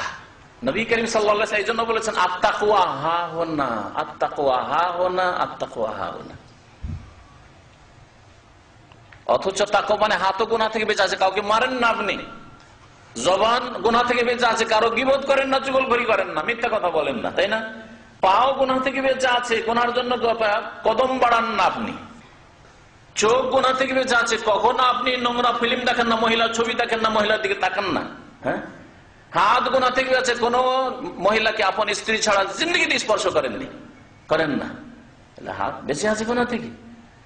কিন্তু তার আগে অন্তরকে বেঁচে থাকতে হবে। অন্তর যদি বেঁচে না থাকে, যে কোনো সময় হাত, পা, চোখ, নাক গুনার কাজে বেড়ে যাবে। নবী করিম সাল্লাল্লাহু আলাইহি ওয়াসাল্লাম কি বলছেন? আত-তাকওয়া হাহুনা, তাকওয়া এখানে আছে। তাকওয়া তো অঙ্গ প্রত্যঙ্গেও আছে, কিন্তু আসল তাকওয়া এখানে আছে। এখানে অন্তরে যদি তাকওয়া না থাকে, আল্লাহ ভীরুতা না থাকে, যদি পাপ থেকে বেঁচে থাকার চেষ্টা না থাকে, মেহনত না থাকে, তাহলে হাত, পা, অঙ্গ প্রত্যঙ্গ কখনো গুনাহ থেকে বাঁচবে না, তাতে কখনো তাকওয়া আসবে না। 3 বার করে রাসূল বলছেন যে তাকওয়া এখানে আছে, তাকওয়া এখানে আছে, তাকওয়া এখানে আছে। শুধু যদি কেউ দাবি করে যে আমার তাকওয়া এখানে আছে, তুমি কি মনে করো? আরে আমি নামাজে না হয় যেতে পারি না, কিন্তু আমি তোমার চাইতে বেশি মুত্তাকি গো, তোমার চাইতে বেশি। এরা আরো বড় শয়তান, এরা আরো বড় শয়তান। কারণ মনে রাখবেন যে আপনার ভিতরে জুমার দিনে যদি আতর ব্যবহার করে এসে থাকেন, গেঞ্জির তলায় উপরে জামা আছে, এগুলি কাপড় চোপড় আছে, আর গেঞ্জির তলাতেও যদি আতর থাকে, পাশে বসলে মানুষ সুগন্ধি পাবে। তাহলে আপনার কলবে তাকওয়া থাকলে অবশ্যই পাশের লোক সুগন্ধি পাবে, নামাজ দেখতে পাবে, রোজা দেখতে পাবে, হজ যাকাত দেখতে পাবে, হালাল রিজিক আপনার উপার্জন দেখতে পাবে, হারাম থেকে বেঁচে থাকা দেখতে পাবে। জিন্দেগিতে দেখতে পায় না, আর বলছেন তাকওয়া আছে অন্তরে। বড়ই মিথ্যুক, বড়ই মিথ্যুক। বহিঃপ্রকাশ অবশ্যই করবে। আমার একটা বক্তব্য অনেক পুরাতন আছে, তাকওয়ার বহিঃপ্রকাশ। আল্লাহ ভীরুতা অন্তরে আছে, সংযত জীবন যাপন করেন, মনে যদি তাকওয়া থাকে, বেঁচে থাকার কামনা থাকে, তাহলে তার বহিঃপ্রকাশ ঘটবে। কথায়, চলা ফেরায়, আপনার আজান হতেই আপনি ব্যতিব্যস্ত হয়ে যান মসজিদে যাওয়ার জন্য। আজান হয়ে গেল, ইকামত হয়ে যাচ্ছে, বসেই আছেন, নামাজ হয়ে গেল, ঘুমিয়েই থাকলেন, এটাই স্বভাব আপনার। তাকওয়া আছে আমার অন্তরে। আশ্চর্য কথা, এত বড় মিথ্যা কথা কেন? তাকওয়া, ঈমান এবং তাকওয়ার ভিত্তিতে আল্লাহ পাক রব্বুল আলামিন বলেছেন যে আমি তাদেরকে ওলি, বন্ধু বলে গ্রহণ করব, তাই না? শুনে আল্লাহ পাকের সাথে বলছেন, আল্লাহ শুনে রাখো, ইন্না আউলিয়া আল্লাহ, নিশ্চয় আল্লাহ পাকের যারা ওলি, বন্ধু, দোস্ত, লা খাউফুন আলাইহিম, তাদের কোনো ভয় নেই, তাদের কোনো ভয় নেই, ওয়ালা হুম ইয়াহজানুন, আর তারা চিন্তিত হবে না, তাদের কোনো চিন্তা হবে না, ভয়ও নেই আর চিন্তা হবে না। অনেক সময় বর্তমানে কোনো অসুবিধা নেই, কিন্তু একটা আশঙ্কা করছেন, তখন মানুষ চিন্তায় পড়ে, দুশ্চিন্তায় পড়ে যায়। আগামীতে কোনো চিন্তা করবে না, এখনো কোনো ভয় নেই। যদি আল্লাহ পাকের ওলি হও। আল্লাহ পাকের ওলি কারা? আল্লাহ বলছেন তারপরের আয়াতে, আল্লাযীনা আমানু ওয়া কানু ইয়াত্তাকুন, যারা ঈমান নিয়ে এসেছে, বিশ্বাস করেছে, ওয়া কানু ইয়াত্তাকুন, আর তারা গুনাহ থেকে বেঁচে থাকতো, সংযত জীবন যাপন করত। লাহুমুল বুশরা ফিল হায়াতিদ দুনিয়া, তাদের জন্য ইহজগতে সুসংবাদ রয়েছে। আল্লাহ দুনিয়াতেও সুসংবাদ দেবেন। দুনিয়াতে সুসংবাদ দুইটি, দেখি কারো জানা আছে কিনা। আল্লাহ ভালো মানুষদেরকে, যারা মুমিন মুত্তাকি, তাদেরকে দুটি সুসংবাদ দেবেন দুনিয়াতে। কি? দুনিয়াতে আল্লাহ জান্নাত দেবেন না? দেবেন। দুনিয়াতে সেই জান্নাত পাওয়া যাবে না, কিন্তু মনের জান্নাত আছে, মনের তৃপ্তি, মনের শান্তি, এটা বড় জান্নাত। কিন্তু এটা আছে একজন মুমিন মানুষের। যতই বালা মুসিবতে থাক, মনের দিক থেকে মনোবল খুব মজবুত আছে। মনোবল কখন হারিয়ে ফেলেন একজন মুমিন মানুষ। দুনিয়ার সুসংবাদ কি? দুটো বলতে হবে না? ভালো স্বপ্ন, মাশাআল্লাহ, একটা মনে আছে, মাশাআল্লাহ। ভালো স্বপ্ন দেখবেন, আল্লাহ একটা সুসংবাদ। কারণ স্বপ্ন দেখলে মানুষ খুশি হয়, ভালো সুসংবাদ। এটা স্বপ্ন দেখলেন, আলহামদুলিল্লাহ, সেটার কয়েকদিন পরে, কয়েক মাস পরে, কয়েক বছর পরে বাস্তবায়ন হচ্ছে, খুশির শেষ থাকবে। টেনশনে ছিলেন, তারপরে হঠাৎ করে একটা স্বপ্ন দেখলেন, সকালে মনটা খুশি। ধরেন এটা উদাহরণ দিই, কোন শত্রু আপনাকে হুমকি দিয়েছে, মারবো, ধরবো, আর তারপরে রাত্রে স্বপ্ন দেখছেন যে একটা সাপ আসলো, আর সাপ আসার পরে সামনে যেন দংশন দিতে আসছে, দিলাম তাকে একটা মার, সাথে সাথে ওকে একবার ছিন্ন ভিন্ন করে মেরে ফেলে দিলাম। বলে সকালবেলা একজন ভালো মুমিন খুশি হবে না? হবে না?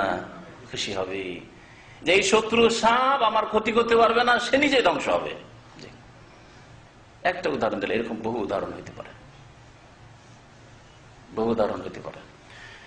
আল্লাহ পাক রব্বুল আলামিন বুশরা সুসংবাদ রেখেছেন নেক লোকদের জন্য, আর রুয়া সালেহা ইয়ারাহাল মুসলিম আও তুরালাহু, সহিহ বুখারী হাদিস আছে, নিজে মুসলিম দেখে নিজের জন্য অথবা তার সম্পর্কে অন্য ভাইরা দেখে। আপনি দিনের কাজ করছেন, গ্রামের লোক শিরক বিদআত করে আপনার বিরুদ্ধে একেবারে সোচ্চার হয়ে উঠে পড়ে লেগেছে, সেই সময় আপনি দেখছেন যে মাশাআল্লাহ আমি অনেক উঁচাতে, অনেক উঁচাতে, আর আপনি এত উঁচাতে চলে গেছেন এটা ভাবতে পারেন না, উঁচু জায়গায় যেন কোন একটা উঁচু জায়গা। আপনি সকালবেলা খুশি হবেন না হবেন না? হ্যাঁ, আপনার এই দাওয়াত, যে দাওয়াত দিয়েছিলেন তাতে হয়তো পিছপা হইতে যাচ্ছিলেন যে চুপ হয়ে যাবো, থাক আর বলবো না, কারণ সবাই বিরোধী হয়ে গেল, কিছু বলবো না, থাক, যেমন সমাজ তেমনই চলি। সকালবেলা মানে এত মজবুত হয়ে গেল যে না রে ছাড়বো না কাজ, আজকে হয়তো আমি এদের কাছে নির্যাতিত, কালকে আল্লাহ উপরে আমাকে উঠাবেন। এরকম স্বপ্ন দেখলে আপনার ঈমান মজবুত হবে না?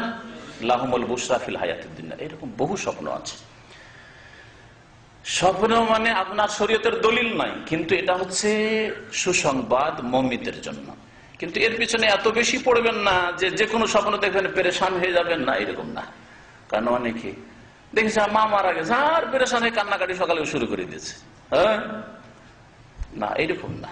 যে কোনো স্বপ্নের পিছনে পড়বেন না। ভালো স্বপ্ন দেখলে খুশি হবেন, আল্লাহ পাকের শুকরিয়া আদায় করবেন। যদি অপ্রীতিকর স্বপ্ন দেখেন তাহলে ওয়ালা ইউহাদ্দিস বিহি ইল্লা হাবিবান আও লাবিবান, নবী সাল্লাল্লাহু আলাইহি ওয়াসাল্লাম বলেছেন, জ্ঞানী গুণী লোককে বলো, তাহলে ভালো তাবির, ভালো বিবরণ পাবে হয়তো। আর না হলে আপনজনকে, প্রিয়জনকে বলো যে তোমার জন্য খারাপ ব্যাখ্যা করবে না, আর সেটা আর কোনো অপব্যাখ্যা করবে না। প্রিয় মানুষকে বলো, আর না হলে বলিয়া লুকিয়ে রাখো।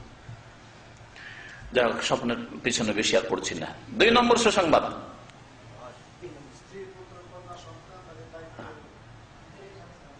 আল্লাহ দায়িত্ব নেবেন, সুসংবাদ, সুসংবাদ চাইছি। আল্লাহ মারা এই আয়াতের তাফসীরে বলেছেন যে সুসংবাদ কি বললেন না, সুখ্যাতি, আল্লাহ খ্যাতি দেবেন, সুনাম। আপনি যেই কাজ করছেন সেই কাজের উপর, যে পথে আছেন সেই পথের উপর, যে অবস্থায় আছেন সেই অবস্থার উপর মানুষের কাছে সুনাম হচ্ছে। নবী করিম সাল্লাল্লাহু আলাইহি সাল্লামকে সাহাবীরা বলে, ইয়া রাসূলুল্লাহ, আমরা অনেক সময় তাহাজ্জুদ পড়ি, আমরা অনেক সময় ভালো কাজ, নেক কাজ করি, আর করার পরে মানুষকে দেখি যে আমাদের প্রশংসা করে যে লোকটা খুব ভালো, লোকটা তাহাজ্জুদ গুজার, এই মানুষ খুব ভালো। তা আমাদের ভয় হয় কি জানি আল্লাহ দুনিয়াতে নগদ নগদ দিয়ে দিল নাকি, আর আখিরাতে কিছুই পাবো না মনে হয়।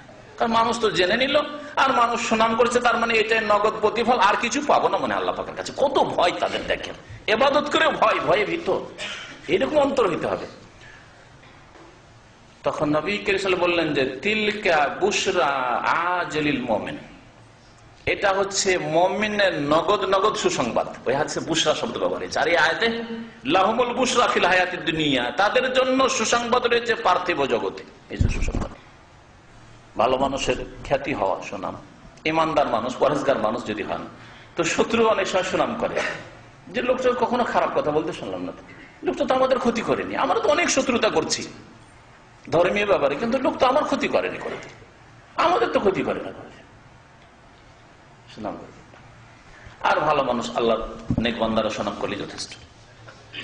অফিল আখিরা, এবং সুসংবাদ রয়েছে আখিরাতে, পরকালে মওতের সময় সুসংবাদ রয়েছে, ফেরেশতারা সুসংবাদ নিয়ে আসবে।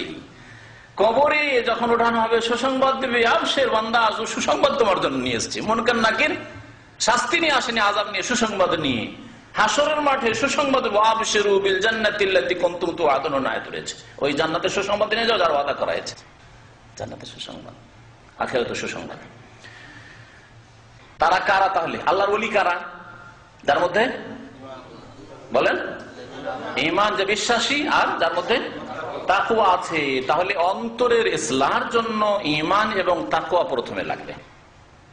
তাকওয়া যদি থাকে তাহলে দুনিয়ার কোন বাতিল শক্তি কোনো ক্ষতি করতে পারবে না। খুব বেশি ক্ষতি করলে আপনাকে মেরে দিবে, তো শহীদ হলেন। আল্লামা ইকবাল বলছেন, মারে তো গাজী আর মারে তো শহীদ। মেরে যদি আসতে পারেন আল্লাহর দুশমনকে, তো গাজী হয়ে আসলেন। আর মারেন মানে নিজে যদি মারা যান তাহলে শহীদ হইলেন, শহীদ। আপনি এই দুনিয়াদারদের শহীদ না, যাদের নাম শুধু শহীদ দেওয়া হয়েছে, ইসলামের সবাই এই শব্দ ব্যবহার করা হয়েছে, বরং আসলে আল্লাহর কাছে শহীদ, ভাগ্যবান। তারপরে আপনার এই শহীদের রক্ত থেকে হাজার হাজার হাজার আল্লাহর বীর পয়দা হবে যারা এই দিনের খেদমত করবে। আপনি কাজটা এক জায়গায় ছেড়ে দিয়ে চলে গেছেন, আল্লাহ কাউকে কাজ করে একবারে গন্তব্যস্থানে পৌঁছে দিবেন না, কোন মানুষ, একমাত্র নবী রাসূলগণ ছাড়া, যে আমি সবকিছুই করে নেবো দিনের খেদমত আর কিছু বাকি থাকবে না পরবর্তীকালে যারা আসবে তাদের জন্য। একটা স্তর পর্যন্ত আপনি পৌঁছাবেন, আর তারপরে আপনার পরে আল্লাহ অন্য বান্দাদের সৃষ্টি করবেন, তাদের দিয়ে আল্লাহ পাক রব্বুল আলামিন বাকি কামটাকে আগে বাড়িয়ে দেবেন। আল্লাহর দিনের কাজ এভাবে কিয়ামত পর্যন্ত চলতে থাকবে। কেউ কখনো ভাববেন না যে আমরা চলে গেলে, অমুক চলে গেলে, তমুক চলে গেলে আর ইসলামের কাজ হবে না। ইসলামের কাজ আল্লাহ নেক বান্দাদেরকে দিয়ে হতে থাকবে। তাকওয়া যদি থাকে, আল্লাহ পাক রব্বুল আলামিন ইরশাদ করেছেন, আয়াত যেটা বললাম সুসংবাদের আয়াত, সেই আয়াত হচ্ছে সূরা ইউনূসের আয়াত, তাই না? সূরা ইউনূসের আয়াত নম্বর 62-63। আল্লাহ পাক ইরশাদ করেছেন সূরা আলে ইমরানের 120 নম্বর আয়াতে, ওয়া ইন তাসবিরু ওয়া তাত্তাকু লা ইয়াদুররুকুম কাইদুহুম শাইআ। তোমরা যদি ধৈর্য ধারণ করো এবং তাত্তাকু বেঁচে থাকো গুনাহ থেকে, অন্তরে যদি তাকওয়া সৃষ্টি করতে পারেন, লা ইয়াদুররুকুম কাইদুহুম শাইআ, মানুষের শত্রুদের কোন চক্রান্ত, কোন ষড়যন্ত্র তোমাদের কোন রকম ক্ষতি করতে পারবে না, কোনো ক্ষতি হবে না, এর দ্বারা তোমাদের কোনো ক্ষতি হবে না। তাহলে দেখেন কত বড় একটা আশ্বাস আল্লাহর পক্ষ থেকে, কত বড় একটা আপনাকে যেন কত বড় একটা সান্ত্বনা দেওয়া হচ্ছে। ধৈর্য ধারণ করো, সাবর, ধৈর্য, অধৈর্য হইও না। আর মানে তাড়াহুড়ো এখনই চাই না, ধৈর্য ধারণ করো। নবী সাল্লাল্লাহু আলাইহি ওয়াসাল্লাম 13 বছর ধৈর্য ধরেছেন, তারপরে এখানে এসে আরো 8 বছর মক্কা বিজয়ের জন্য 13-8 কত হয়ে যায়, 21 বছর ধৈর্য ধরেছেন। ধৈর্য ধারণ করো, আল্লাহ তাত্তাকু, আর বেঁচে থাকো গুনাহ থেকে। আল্লাহ কি কখন নারাজ করে? আল্লাহকে নারাজ করে দিবে আর বলবে যে আমি সম্মানিত হব, আমার দাওয়াত আগে বাড়বে না, বরকত হবে না। সবর এবং তাকওয়া অর্জন করো, লা ইয়াদুররুকুম কাইদুহুম শাইআ, তারা কোনো ক্ষতি করতে পারবে না তোমাদের। আল্লাহ নিশ্চয়তা দান করেছেন। আল্লাহ আরো বলেছেন তাকওয়া সম্পর্কে, ইয়াত্তাকিল্লাহ ইয়াজআল লাহু মাখরাজা, যে ব্যক্তি আল্লাহকে ভয় করবে, তাকওয়া অর্জন করবে, আল্লাহ তার জন্য রাস্তা বের করে দিবেন। কোন বালা মুসিবতে আপনি চিন্তা করবেন, রাস্তা বের করে দিবেন আল্লাহ। যেমন মুসা আলাইহিস সালামের জন্য আল্লাহ সমুদ্রের রাস্তা বের করে দিয়েছেন, তাই না? নবী করিম সাল্লাল্লাহু আলাইহি সাল্লামের জন্য বাড়ি ঘেরাও করে, বাড়ির দরজায় ঘেরাও করে অনেক কাফের কুরাইশরা বসে আছে, অন্ধ করে দিলেন আল্লাহ পাক তাদেরকে। আর নবী সাল্লাল্লাহু আলাইহি সাল্লাম ওখান থেকে ওদের সামনে থেকে বের করে নিয়ে চলে গেলেন সোর পাহাড়ের গুহায়। চারিদিকে ঘুরছে, দেখতেই পাচ্ছে না। রাস্তা বের করে দিবেন, ইয়াত্তাকিল্লাহ ইয়াজআল লাহু মাখরাজা, রাস্তা বের করে দিবেন। ওয়া ইয়ারযুকুহু মিন হাইসু লা ইয়াহতাসিব, কল্পনাও করতে পারেনি যে এখান থেকে আমার রিজিক হাসিল হবে, আমি এখানে পৌঁছতে পারবো, আমি বিদেশে আসতে পারবো, আমি সুখী হতে পারবো, আমার ছেলে মেয়ে সৎ হবে, নেক হবে, ভাবতে পারেনি। বাবা কোনো ইসলামের শিক্ষা দেয়নি। আমি এই শিরক বিদআত থেকে বেরিয়ে এসে তাওহীদ প্রতিষ্ঠা করতে পারবো, কল্পনা করতে পারেননি। শিরক বিদআতের মধ্যে জন্ম নিয়েছেন আপনি,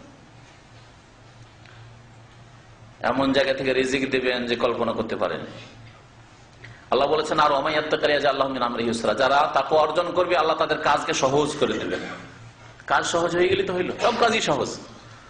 আবার বিদেশ আসা সহজ, দেশে ছুটি যাওয়া সহজ, হ্যাঁ, আপনার শারীরিক অবস্থায় এলাজ চিকিৎসা সহজ, যদি জটিল হয়ে যায়, অসুস্থ হয়েছে আর জটিল, কত বড় মুসিবতে পড়লেন, কিন্তু সহজ। আল্লাহ বলছেন ইয়াজআল লাহু মিন আমরিহি ইউসরা, আল্লাহ কাজগুলিকে সহজ করে দেবেন যে ব্যক্তি তাকওয়া অর্জন করবে, বেঁচে থাকবে। ওয়া মান ইয়াত্তাকিল্লাহ, আর যে ব্যক্তি বেঁচে থাকবে গুনাহ থেকে, তাকওয়া অর্জন করবে অন্তরে, ইউকাফির আনহু সাইয়্যাতি, তার গুনাহগুলিকে আল্লাহ মাফ করে দেবেন, গুনাহ রাখবেন না। ওয়া ইউযিম লাহু আজরা, আর মহা পুরস্কার আল্লাহ পাক রব্বুল আলামিন দেবেন। ঈমান তাকওয়ার পরে তৃতীয় বিষয় যেটি বলবো, কোরআনী আধ্যাত্মিকতা। কোরআনে কারীমের আলোকে রুহানিয়াত, ইসলাহ করা, অন্তরের ইসলাহ করা, তা হচ্ছে ইহসান। তা হচ্ছে ইহসান আল্লাহর সাথে হয়, আল্লাহর দ্বীনের সাথে হয়, আর ইহসান আল্লাহর বান্দাদের সাথে হয়। দুই অর্থে ইহসান কোরআন হাদিসে ব্যবহৃত হয়েছে। আল্লাহর সাথে ইহসান, তার কথা নবী সাল্লাল্লাহু আলাইহি ওয়াসাল্লাম হাদিসে রয়েছে। আল্লাহ পাকের ইবাদত বন্দেগীতে ইহসান, আল্লাহ পাকের প্রতি ঈমানে ইহসান, অন্তরে ইহসান তৈরি করা। আর আল্লাহর সৃষ্টির সাথে ইহসান হচ্ছে সদ্ব্যবহার করা, সদাচরণ করা। নবী করিম সাল্লাল্লাহু আলাইহি ওয়াসাল্লাম বলেছেন ইন্নাল্লাহা কাতাবাল ইহসান আলা কুল্লি শাই, আল্লাহ পাক ফরজ করেছেন ইহসান করা প্রত্যেক বস্তুর ক্ষেত্রে। প্রত্যেক বস্তুর ক্ষেত্রে আল্লাহ পাক কি করেছেন? ইহসান করা ফরজ করেছেন।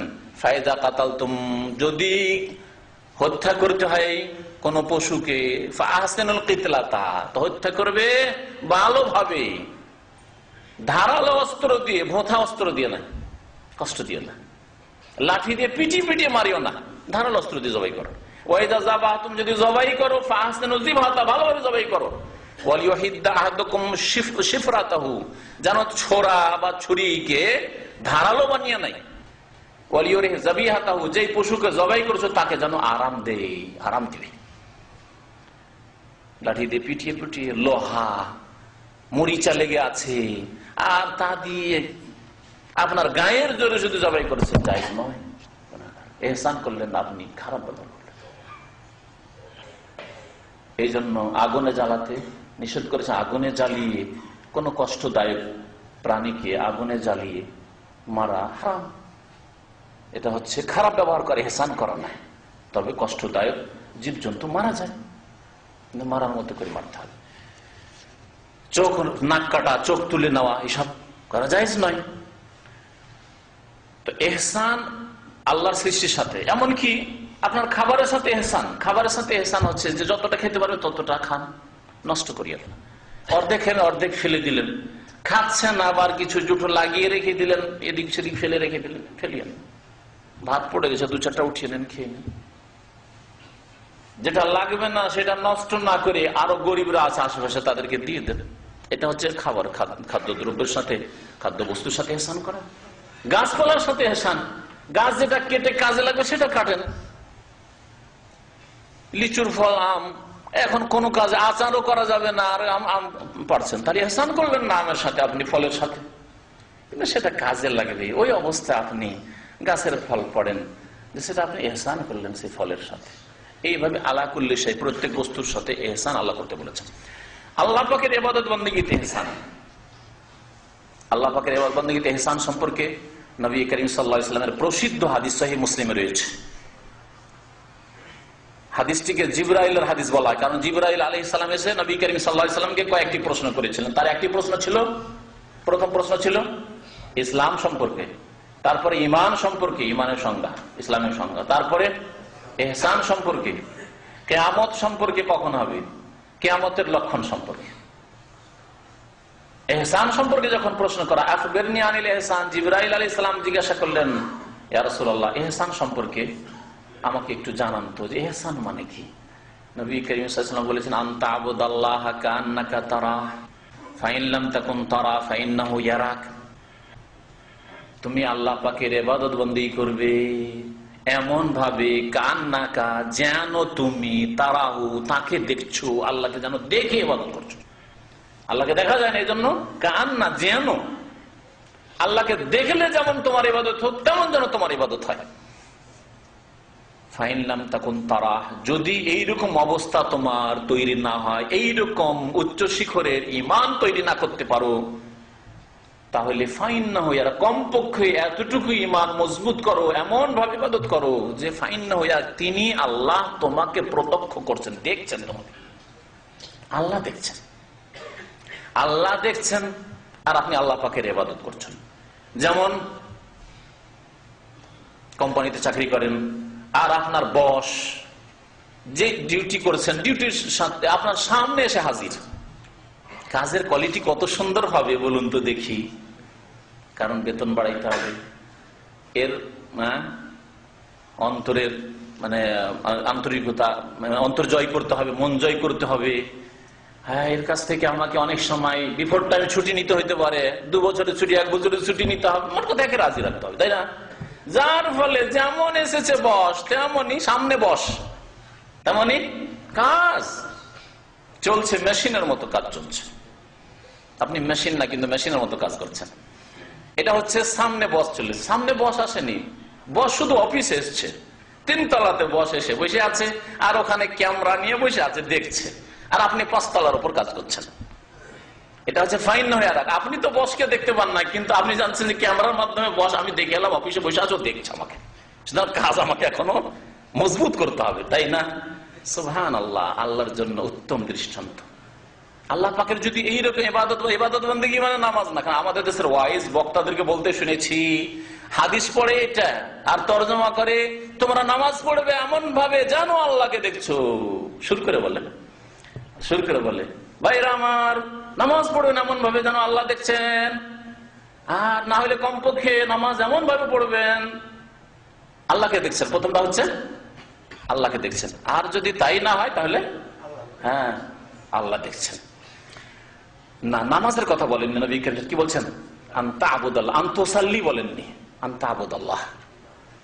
আল্লাহ পাকের ইবাদত বন্দি করছে। আল্লাহ পাকের ইবাদত কি? এখন ইবাদতের সংজ্ঞা জানতে হবে। ইবাদত মানে শুধু নামাজ, ইবাদত মানে শুধু রোজার সময় রোজা ব্যাস, ইবাদত মানে শুধু যাকাত দেওয়ার সময়টা, ইবাদত মানে শুধু হজের সময়টা আর হজ থেকে ফিরে আসার ইবাদত না। না, মুমিনের পুরো লাইফ, পুরো জিন্দেগি হচ্ছে ইবাদত। আপনার পুরো অবস্থায় হচ্ছে ইবাদত। আপনার জেগে থাকা, শুয়ে থাকা, চলা ফিরা, ইন্না সলাতি ওয়া নুসুকি ওয়া মাহইয়ায়া ওয়া মামাতি, সুবহানাল্লাহ, কোরআনটাই ভালো বলছে। নিশ্চয়ই বান্দা কি বলবে? মুমিন বান্দা নিশ্চয় আমার ইন্না সলাতি, আমার নামাজ, সালাত, অনুসুকি আমার কুরবানি, আমার ইবাদত বন্দেগী, হজের কার্যাবলী। নুসুক মানে কুরবানি হইতে পারে, নুসুক বলা হয় মানাসিক, হজের কার্যাবলী, উমরার কার্যাবলী। ও মাহিয়া আমার পুরো জীবন, পুরো জিন্দেগি, ও মামাতে আমার মরণ মত, সমস্ত কিছু কার জন্য? লিল্লাহ, আল্লাহ পাকের জন্য। রব্বুল আলামিন, যিনি হচ্ছেন রব্বুল আলামিন, রব্বুল আলামিন। তাহলে আপনার ইবাদত হচ্ছে পুরো জিন্দেগি। সুতরাং একটা উদাহরণ দিয়ে বুঝেন। আপনি ঘুমিয়ে আছেন, আর ঘুমিয়ে থাকা অবস্থায় যদি আপনার বস চলে আসে, 1 মিনিট শুয়ে থাকবেন। ঘুমিয়ে থাকা তো দূরে থাকা, বিছানায় শুয়ে থাকবেন, লাফ দিয়ে উঠবেন আর দৌড় দিয়ে বসের সামনে পড়ার আগে বাথরুমে ঢুকবেন, আর তাড়াতাড়ি করে চোখটা ধুয়ে সেই কাপড়টা কোন রকম করে লাগিয়ে সামনে এসে হাজির, সার সার সার সার সার করা শুরু করে দিয়েছেন। সুবহানাল্লাহ, দেখেন না লোকজনকে। আর হাইয়া আলাস সালাহ, হাইয়া আলাল ফালাহ, আল্লাহু আকবার, আল্লাহ সবচেয়ে বড়, তোমার বসের চাইতে বড়, তোমার শাসকের চাইতে বড়, তোমার রাষ্ট্রপতির চাইতে বড়, তোমার রাজার চাইতে বড়, তোমার বাপের চাইতে বড়। আল্লাহু আকবার, আযান হচ্ছে, আবার শেষ করা আল্লাহু আকবার, আল্লাহু আকবার, লা ইলাহা ইল্লাল্লাহ, আল্লাহ ছাড়া কেউ মাবুদ নেই, তার ইবাদতে আসো। হাইয়া আলাস সালাহ, হাইয়া আলাল ফালাহ, কাদ কামাতিস সালাহ। সব হয়ে গেল, কিন্তু ঘুম ভাঙলো না, ঘুম ভাঙলো না। কোথায় আল্লাহ পাকের ইবাদত বন্দি করেন আপনি? আনতা আবুদাল্লাহ, মানুষের পুরো জীবনটাই হচ্ছে ইবাদত। সুতরাং আপনি মসজিদে থাকবেন, তখনও এমন ভাবে থাকবেন যেন আল্লাহকে দেখছেন, অথবা আল্লাহ দেখছেন আপনাকে। মসজিদের বাইরে যখন দোকানে আপনি কেনা বেচা করছেন, তখনও আল্লাহ দেখছেন, আল্লাহ শুনছেন কমপক্ষে, আর না তার আগে আল্লাহকে আপনি দেখছেন, আল্লাহকে দেখছেন আর বিক্রি করছেন। সুতরাং ভাই, 1 পয়সা লাভ নেই, তোমাকে দামে দামি দিয়ে দিলাম, কেনা দামে দিয়ে দিলাম, এসব মিথ্যা কথা কখনো বলবেন না। দোকানে বসে চাইনার মাল আর made in Japan, made in Japan expire হয়ে গেছে, আবার নতুন করে তাদের ডেট বাড়াচ্ছে। কত যে হারাম কাজ ব্যবসায়ীরা করছে। এই জন্য নবী সাল্লাল্লাহু আলাইহি ওয়াসাল্লাম বলেছেন, ইন্নাত তুজ্জারা ইউবাসুনা ইয়াওমাল কিয়ামাতি ফুজ্জারা, ব্যবসায়ীরা কিয়ামতে পাপিষ্ট, ফাজের হয়ে উঠবে, গুনাহগার হয়ে উঠবে। ইল্লা মান বাররা ওয়া সাদাকা, তবে যেই ব্যক্তি নেক কাজ করেছে এবং সত্য বলেছে, নেকির কাজ করেছে ব্যবসা বাণিজ্য দিয়ে, গুনার কাজ করেনি, হারাম কাজ করেনি, মিথ্যা বলেননি, জালিয়াতি করেনি, জি ধোঁকাবাজি করেনি। মান গাশশানা ফালাইসা মিন্না, নবী সাল্লাল্লাহু আলাইহি ওয়াসাল্লাম বলছেন, যেই ব্যক্তি ধোঁকা দেবে সে আমার উম্মতের লোক না। শুধু একজন লোক, একটু বৃষ্টি হয়েছিল, ভিজে গেছে, তার খাদ্যদ্রব্য জব অথবা গম কিছু বিক্রি করেছিল, ভিজে গেছে, ভিজা গমটাকে নিচে রেখে একটু এদিক ওদিক করে দিয়ে শুকনো গমটাকে, শুকনো জবটাকে উপরে রেখেছে খাদ্যদ্রব্যকে। নবী সাল্লাল্লাহু আলাইহি ওয়াসাল্লাম হাতটা ঢুকিয়ে দেখলেন যে হাতটা ভিজে গেল, একটু কেন রসাল রসাল লাগে কেন? এটা কি? বুঝি ইয়া রাসূলুল্লাহ আসাবাহু বালালুন মিনাস সামা, একটু আগে বৃষ্টি হয়ে গেছিল সেজন্য ভিজে গেছে। নবী সাল্লাল্লাহু আলাইহি ওয়াসাল্লাম চুপ থেকে গেলেন যে তোমার যুক্তি ঠিকই আছে, ভিজে গেছে, তুমি করবে কি? মানে আফালা জাআলতাহু ফাওকা আত-তাম হাত্তা ইয়ারাহুন নাস, ভিজে গেছিল, ভিজাটা উপরে কেন রাখনি যাতে মানুষ দেখে নিত, দেখে কিনতো। তো তুমি ভিতরে লুকিয়ে রেখেছো ভিজাল, আর ওপরটা দেখবে খুব সুন্দর জব, খুব সুন্দর গম, খুব সুন্দর খাদ্যদ্রব্য চাউল। মানগাসানা, তারপরে বলেছেন মানগাসানা, যেই ব্যক্তি আমাদেরকে ধোকা দেবে, মুসলিম ভাই বোনকে ধোকা দেবে, ফালাইসা মিন্না, আমার উম্মতের লোক নাই। চিন্তা করতে পেরেছেন? আর আজকে কত ধোকাবাজি হচ্ছে। ছোটকালে মনে আছে, আব্বা পাঠাতেন মাঝে মধ্যে চাল কিনতে, 5 কিলো চাল কিনে নিয়ে আসতাম, আর দেখতাম যে আমার আম্মা মেপে দেখছে বাড়িতে যে 5 কিলো আছে কিনা, কি ছোট বাচ্চাকে ধোকা দিয়েছে। দেখা যাচ্ছে 4 কিলো না 4.5 কিলো হচ্ছে। কত যে দাঁড়ি মারে, এটা ছোটকাল থেকে আমার মনে আছে। আজকালকার ব্যবসায়ীরা কত যে দাঁড়ি মারে, সুবহানাল্লাহ। কত আগে, আজকে থেকে 40 বছর আগের কথা বলছি, হয়তো 35-40 বছর আগে এইরকম দাঁড়ি মারা ছিল, তা আজকে যে কত দাঁড়ি মারা বেড়েছে, সুবহানাল্লাহ, কত যে বেড়েছে।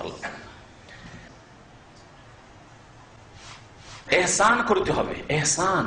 আল্লাহ পাকের ইবাদতে এহসান মানে আপনার পুরো জিন্দগিতে, ঘরে থাকুন, বাইরে থাকুন, নির্জনে থাকুন, এহসান। ঘরে নির্জনে আছেন, ব্লু ফিল্মে কম্পিউটার খুলতে যাচ্ছেন, টিভি চালু করতে যাচ্ছেন, যেন আল্লাহকে দেখছেন। আপনি পারবেন? আপনার বসের সামনে পারবেন? আপনার বাপের সামনে পারবেন? মায়ের সামনে পারবেন? শ্বশুরের সামনে পারবেন? কখনো পারবেন না। সিগারেটটা ধরাইতে পারেন না দেশে? হ্যাঁ, আল্লাহর সামনে আপনি ব্লু ফিল্ম দেখছেন, আল্লাহর সামনে আপনি বিড়ি সিগারেট ধরাচ্ছেন, আল্লাহর সামনে আপনি মদ খাচ্ছেন, আল্লাহর সামনে আপনি হারাম কাজ করছেন, আল্লাহর সামনে কত কি করছেন, জেনা, ব্যভিচার, কত কি। কান্নাকা তারা, আল্লাহকে তুমি দেখতে পাচ্ছ, এইরকম ইবাদত করো, অথবা আল্লাহ দেখছেন।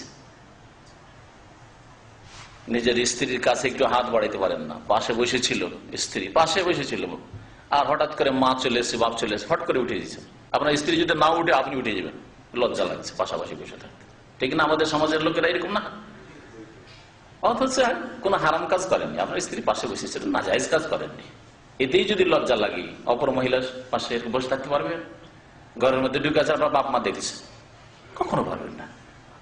তাহলে রব্বুল আলামিন, যিনি সবসময় দেখছেন, তার সামনে কি করে এটা হতে পারে? তাহলে মুসলিম জীবনের সংশোধন হয়ে যাবে যদি এহসান তৈরি হয়ে যায়, অন্তরে যদি এহসান তৈরি হয়ে যায় আল্লাহর ইবাদত বন্দেগীতে, যেটা বললাম, আর মানুষের সাথে সৎ ব্যবহারের ক্ষেত্রে, তাহলে আল্লাহর সত্যিকার ওলি হতে পারবে। আর এহসান মানে এই নয় যে এহসানের নাম ব্যবহার করে তারপরে বিদাতি কাজ, শিরকি কাজ, অমুকের ওয়াজদ হয়ে গেছে, অমুক হালের অবস্থায় বেহাল হয়ে আছে, শুনেছেন এগুলো কথা? ওয়াজদার হাল হয় তাদের। অমুক মজজুব, মজজুব মানে পাগল হয়ে গেছে, আল্লাহর প্রেমে লয় হয়ে গেছে, ফানা হয়ে বিলীন করে দিয়েছে নিজেকে, ইত্যাদি ইত্যাদি। এসবের একটি ভাষাও শরীয়তে কোথাও পাবেন না, কিন্তু পীরদের কিতাবে আছে সব। এই ওজানির পীরের কিতাব চরমনাইর 6টা বক্তব্যের আগে আমি পড়লে তো ওটা অতি অ্যাড করতাম, কিন্তু পরে পড়লাম, দেখলাম সুবহানাল্লাহ, এ তো এইসব বিদাতি, এতে এত বেহাল, এত বেহাল, আল্লাহু আকবার। এগুলোর নাম হচ্ছে আধ্যাত্মিকতা, এর নাম আধ্যাত্মিকতা নাই। এগুলো সব গুমরাহি, এবং এগুলি শয়তানের লীলা খেলা। এগুলো জিন শয়তান মানুষকে দিয়ে ঠাট্টা বিদ্রুপ করে, তোকে কি আমি করেছি দেখ, তোকে পাগল করে দিয়ে আখের জমিতে ঢুকে 3-4 দিন নামাজ পড়তে পড়তে একটা চিৎকার দিয়ে এমন পালা পালালো মসজিদ থেকে যে আখের জমিতে 3 দিন অথবা 5 দিন ঢুকেই থেকে গেল, কেউ খুঁজে পায় না, বের করতে পারে। তার জীবনীটা আছে, আছে না? পড়েছেন? 18 দিনে যে আমাদের কারি আবু হানিফা সাহেব, তিক্ত অভিজ্ঞতা তাদের ওই সব থেকে এসছে, 18 দিন। আমি মনে হয় 3 দিন 5 দিন এসব পড়েছি। তো যাই হোক, হ্যাঁ, কিসের মধ্যে? বেত কাটার ঝোড়ের ভিতরে বহু এরকম ঘটনা, একবারে না বহুবার এরকম। ফরজ নামাজ ছেড়ে পালিয়ে যাওয়া, আর তারপরে এরকম ঢুকে থাকা, আর এই কয়েকদিনের নামাজ কোথায় গেল, আল্লাহ কি করবেন এই অবস্থায় এর সাথে, চিন্তা করুন। নবীর নামাজ মাফ হয়নি, এদের নামাজের কি হয়েছে? সুবহানাল্লাহ, সুবহানাল্লাহ, আল্লাহ আলহামদুলিল্লাহ, যে শিরক বিদআত থেকে, গুমরাহি থেকে আল্লাহ নাজাত দিয়েছেন, আলহামদুলিল্লাহ। আলহামদুলিল্লাহিল্লাযী হাদানা লিহাযা ওয়া মা কুন্না লিনাহতাদি লাউলা আন হাদানাল্লাহ। আল্লাহ পাক যদি হিদায়াত না করতেন তাহলে আমিও হিদায়াত পেতাম না, আপনারা হিদায়াত পেতেন না। এহসান, কোরআন এবং হাদিসের এহসান বললাম যে আল্লাহর ইবাদতে এহসান সৃষ্টি করেন মানে সার্বিক জীবনে, আর মানুষের সাথে সদ্ব্যবহার সদাচরণ এহসান করেন। আল্লাহ পাক মানুষের মধ্যে সবচেয়ে বেশি নিকটবর্তী ব্যক্তিরা যাদের সাথে এহসান করতে বলেছেন তারা হচ্ছেন বাবা মা। অবিল ওয়ালিদাইন ইহসান, সেখানে আল্লাহ ইহসান শব্দ উল্লেখ করেছেন। এহসান, এহসান করেন আপনি। আপনার একটু অভাব হোক, জমি জায়গা কিনতে পারছেন না, আপনি কিছু বাঁচাতে পারছেন না বাপ মাকে টাকা পয়সা দিতে গিয়ে, কিছু ব্যালেন্স করতে পারলেন না, বাড়িটা নিজের ভালো করতে পারলেন না, কিন্তু বাপ মাকে দিতেই হচ্ছে, দেন দেন দেন। আপনি খালি হাতে একটা ভালো বাড়ি করে ছেলে মেয়েদেরকে দিয়ে যেতে পারলেন না, দেখলেন যে এতদিন আমি বাপ মাকে টাকা দিলাম, ওই টাকা তো আমার বাড়ি হয়ে যেত। হয়তো আপনি ক্যালকুলেশন করছেন যে যদি বাপ মাকে না দিতাম তাহলে বাড়িটা আমি করে ফেলতাম রে ছেলে মেয়েদের, এই হিসাব করিয়েন না। আপনি আল্লাহর উপর ভরসা করে অবিল ওয়ালিদাইন ইহসান, বাপ মায়ের সাথে ইহসান করেন, তাদের খরচ খরচা ভরণ পোষণ বরদাস্ত করেন। আল্লাহ আপনার ছেলে মেয়েদের বাড়ির দায়িত্ব নিজে নিয়ে নেবেন ইনশাআল্লাহ। ইনশাআল্লাহ। পরীক্ষিত, শুধু মুখের কথা না, কোরআন এবং হাদিসের কথা আর বাস্তব পরীক্ষিত। একটু ধৈর্য ধরতে হবে, ধৈর্য ধরতে হবে, তাড়াহুড়া করলে হবে না যে আমি নিজের ছেলে মেয়ের বাড়ি করে যাব না। আল্লাহ করে দেব আমার ছেলে মেয়েদের বাড়ি, আমার উপর ফরজ দায়িত্ব এখন আছে বাপ মায়ের, সেটা আগে করে যাবে।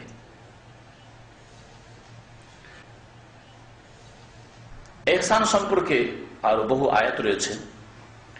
আল্লাহ পাক রব্বুল বলছেন যে ওয়ালা তুলকু বিআইদিকুম ইলা তাহলুকা, তোমরা নিজেদেরকে বা নিজেদের হাতকে ধ্বংসে পতিত করিও না। ওয়া আহসিনু, আর তোমরা ইহসান করো। ইহসান করো আল্লাহ বলেছেন। ইহসান নিজের মধ্যে সৃষ্টি করো, অন্তরে সৃষ্টি করো, ইবাদতে ইহসান তৈরি করো, আল্লাহর হকের ক্ষেত্রে আর মানুষের সাথে ইহসান করো। ইন্নাল্লাহা ইউহিব্বুল মুহসিনিন, আল্লাহ পাক মুহসিনিনদেরকে, সৎকর্মশীলদেরকে, যারা ইহসান সৃষ্টি করে ইবাদতে, অন্তরে আর তারপরে মানুষের সাথে, আল্লাহ পাক তাদেরকে ভালোবাসেন। আল্লাহ যাকে ভালোবাসেন তাকে কখনো জাহান্নামে দিয়ে আল্লাহ বরদাস্ত করবেন না, কখনো জাহান্নামে দেবেন না, কখনো আল্লাহ আযাব দিবেন না যাকে আল্লাহ ভালোবাসেন। ইন্নাল্লাহা ইউহিব্বুল মুহসিনিন। আয়াত সূরা বাকারা 195 নম্বর আয়াত। আল্লাহ পাক রব্বুল আলামিন যেখানে মাদক দ্রব্য হারাম করেছেন, মদ হারাম করেছেন, সেই আয়াতগুলিতে আল্লাহ পাক ইহসান কথাটি কয়েকবার করে ফিরিয়েছেন। লাইসা আলাল লাযিনা আমানু ওয়া আমিলুস সালিহাতি জুনাহুন ফিমা তাইমু ইযা মাত্তাকাউ, জাহিলিয়াতের যুগে কুফরের অবস্থায় যদি মদ খেয়ে থাকে, ইসলাম গ্রহণ করেছে, আল্লাহ ধরবেন না, গুনাহ হবে না, মাফ করে দেবেন। এসব কথা আল্লাহ উল্লেখ করার পরে বলছেন ওয়া আমানু ওয়া আমিলুস সালিহ সুম্মা তাকাউ ওয়া আমানু সুম্মা তাকাউ ওয়া আহসানু। সুম্মা তাকাউ, তারপরে শুধু গুনাহ ছেড়েছে নয়, বেঁচে থাকলো, ওয়া আমানু, আর ঈমানের নবায়ন করলো, সুম্মা তাকাউ, তারপরে বেঁচে থাকলো গুনাহ থেকে, ওয়া আহসানু, আর ইহসান করলো। ঈমান, তাকওয়া আর শেষখানে আল্লাহ ইহসানের কথা উল্লেখ করেছেন এই আয়াতে। ইহসান, সৎকর্মশীল হইতে হবে, আল্লাহর হকের ক্ষেত্রে সৎকর্মশীল হইতে হবে, আর মানুষের সাথে সৎকর্মশীল হইতে হবে, ভালো আচরণ করতে হবে। আল্লাহু ইউহিব্বুল মুহসিনিন। আল্লাহ পাক রব্বুল আলামিন ইব্রাহিম আলাইহিস সালাম আল্লাহর খলিল, অন্তরঙ্গ বন্ধু, তার চাইতে বড় বন্ধু আর মুহাম্মদুর রাসূলুল্লাহ সাল্লাল্লাহু আলাইহি ওয়াসাল্লামের চাইতে বড় বন্ধু আল্লাহ পাকের কেউ নাই, তাই না? এই দুই খলিল আল্লাহ পাক রব্বুল আলামিন। আল্লাহ পাক ইব্রাহিম আলাইহিস সালামকে বলছেন, যখন ছেলেকে জবাই আল্লাহর আদেশ মানার জন্য করতে শুরু করেই দিলেন, আর তিনি ভাবছেন আমি তো দিলাম জবাই করে ছেলে, কিন্তু আল্লাহ জান্নাত থেকে দুম্বা পাঠিয়ে দুম্বা জবাই হলো, আর ছেলেকে আল্লাহ ফেরেশতার মাধ্যমে সরিয়ে নিলেন, ছেলে পাশে দাঁড়িয়ে আছে আর দুম্বা জবাই হয়ে গেছে। আল্লাহ বলছেন কাদ সাদ্দাকতা রুয়া ইন্না কাযালিকা নাজিল মুহসিনিন। হে ইব্রাহিম, তুমি তোমার স্বপ্নকে বাস্তবায়িত করে দেখিয়ে দিয়েছো, সত্য করে দেখিয়ে দিয়েছো। তুমি একথা ভাবিও না যে আল্লাহ তুমি তো স্বপ্নে দেখালে নবীকে, আর নবীর স্বপ্ন হচ্ছে ওহী, আমার স্বপ্ন আপনার স্বপ্ন ওহী না। কার কথা শুনলাম কিছুদিন আগে বললো যে কে নাকি স্বপ্ন দেখেছে, এই 2-3 দিন আগে বললো এক জাহিল স্বপ্ন দেখেছে বাংলাদেশে যে তুমি তোমার স্ত্রীকে তালাক দিয়ে দাও। এক শয়তান এসে, জিন শয়তান এসে রাত্রে স্বপ্ন দেখাচ্ছে তোমার স্ত্রীকে কি করো, তালাক দিয়ে দাও। আর আরেকটা কি স্বপ্ন দেখেছে, সকালে উঠে স্ত্রীকে 1 তালাক 2 তালাক 3 তালাক। কয়েকদিন আগের ঘটনা মাত্র। শোনা লোকে, তার নামটা ভুলে গেছি, কিন্তু আমার শোনা ঠিক আছে আপন দিকে। কারণ অনেক সময় অনেক ভাইরা আসে, নাম তো ভুলে যায়, ঘটনা সত্য। বুঝতে পারছেন কত জাহেল। নবী রাসূলগণের স্বপ্ন ছাড়া ভালো স্বপ্ন দেখেন, মন্দ স্বপ্ন দেখেন, আপনার স্বপ্ন আমার স্বপ্ন দলিল নয়, দলিল নয়, ইসলাম নয়। আমাকে শয়তান বিভ্রান্ত করতে পারে, আপনাকে শয়তান বিভ্রান্ত করবে। কখনো স্বপ্নের পিছনে পড়বেন না। তবে যেমনটা এর আগে বললাম, স্বপ্নে যদি পূর্বাভাসটা ভালো লাগে খুশি হবেন, মনের শান্তি, মনের শান্তি, সুসংবাদ, ব্যাস, আর কিছু না, দলিল নাই। ইব্রাহিম আলাইহিস সালাম মনে মনে চিন্তা করতে পারেন যে আল্লাহ হুকুম করেছে আমাকে যে ছেলে জবাই করতে হবে, আর ছেলে জবাই নাই, দুম্বা জবাই হয়েছে, তাহলে আরেকবার জবাই করতে লাগতে হয় আমাকে, তাই না? এই ছেলেকে যে কোনো ভাবে, যে কোনো উপায় জবাই করতে হবে। আল্লাহ বলছেন কাদ সাদ্দাকতার রুইয়া, তুমি স্বপ্নকে সত্য করে দেখিয়ে দিয়েছো। ইন্না কাযালিকা নাজিজিল মুহসিনিন, আমি আল্লাহ এইভাবেই সৎকর্মশীলদেরকে, মুহসিনদেরকে প্রতিদান দিয়ে থাকি, বদলা দিয়ে থাকি। আর তুমি মুহসিনদের অন্তর্ভুক্ত। আম্বিয়া রাসূলগণ, আল্লাহর খলিলগণ, আল্লাহর ওলিগণ, তারা মুহসিনদের অন্তর্ভুক্ত। কিন্তু আল্লাহর ওলি কে আল্লাহ বলবেন না, আপনি বলবেন। তাহলে অমুক পীর আল্লাহর ওলি ছিলেন, আপনার কাছে দলিল কি? সাহাবায়ে কেরাম আল্লাহর ওলি ছিলেন, এর দলিল আছে। রাদিয়াল্লাহু আনহুম ওয়া রাদু আনহু, আল্লাহ বলেছেন। মুহাজিরিন আনসারদের কথা আল্লাহ উল্লেখ করে বলছেন আল্লাহ রাজি হয়ে গেছেন তাদের উপর, আর তারাও আল্লাহর কাছে পেয়ে রাজি হয়ে গেছে, ঠিক না? কিন্তু আমার সম্পর্কে, আপনার সম্পর্কে আপনার সার্টিফিকেট দেওয়ার এই অধিকার কোথায় যে অমুক আল্লাহর ওলি? এটি আল্লাহ সম্পর্কে, আল্লাহর দ্বীন সম্পর্কে মিথ্যা কথা বলা।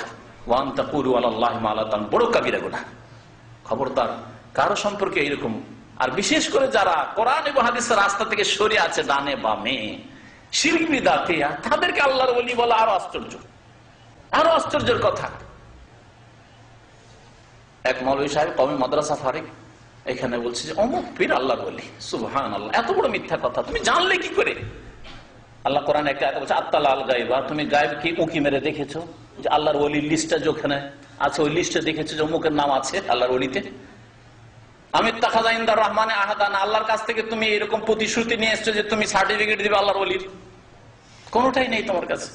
না আল্লাহ তোমাকে অথরিটি দিয়েছে যে সার্টিফিকেট দাও তুমি, আর না তুমি আল্লাহ পাকের লৌহে মাহফুজের লিস্টে আল্লাহর ওলির নাম কার কার আছে দেখে এসছো। আত্তালা আল গায়ব, তাও তো করে আসলে।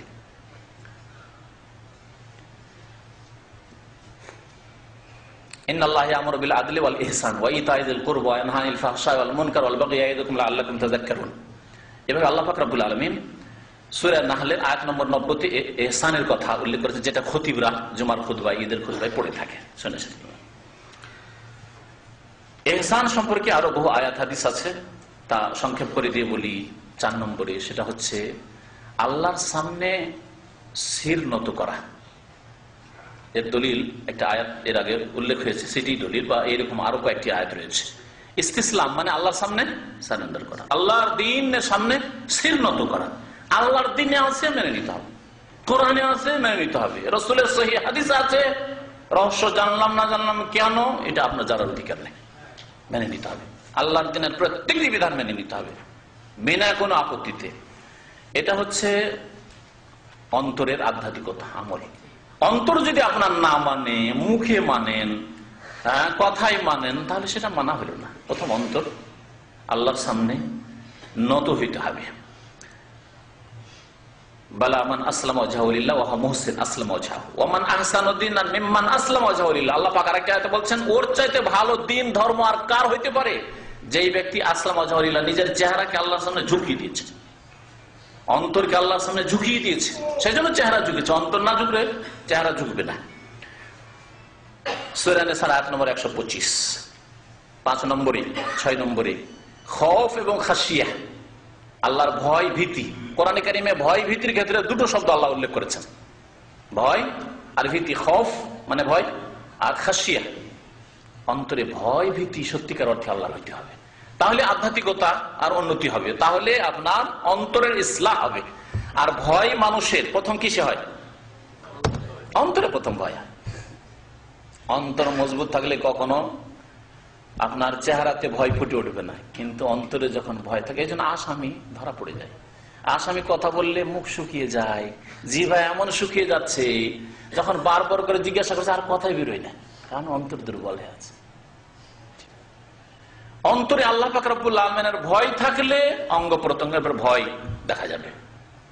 আপনার কথাতে বোঝা যাবে যে আল্লাহকে আপনি ভয় করেন, আপনার ইবাদতে বোঝা যাবে আপনি আল্লাহকে ভয় করেন, আপনার নামাজের মধ্যে বোঝা যাবে আপনি আল্লাহকে ভয় করেন, আপনার আখলাক চরিত্রে বোঝা যাবে যে আল্লাহকে ভয় করেন। একজন মানুষ হয়তো ঝগড়ার উপক্রম হয়ে গেছে, ভালো মানুষ যদি হয় ইত্তাকিল্লাহ, আল্লাহকে ভয় করো, ছেড়ে দাও, সাথে সাথে ছেড়ে দিয়ে টান দিয়ে চলে যাবে, তাই না? আর আরেকজন লোকে বলে ইত্তাকিল্লাহ, তুমি আমাকে বলতে এসছো, তুমি কে?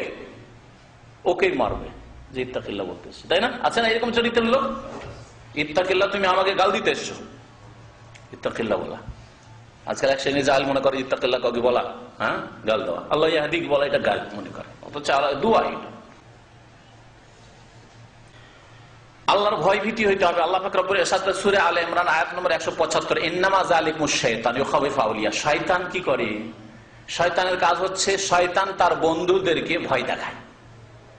যে যত শয়তানের বন্ধু হবে তাকে তত বেশি ভয় দেখাবে। জাদু টোনা বলে ভয় লাগবে, বান মারা থেকে ভয় লাগবে, মানুষ বলে ভয় লাগবে, শাসক বলে ভয় লাগবে, মুদির বলে ভয় লাগবে, সবকিছু মুদির। ও যদি হারাম কাজ বলে তো বলে দিতে হবে, এই তোর দেশে যাব 5 স্টার হোটেলে,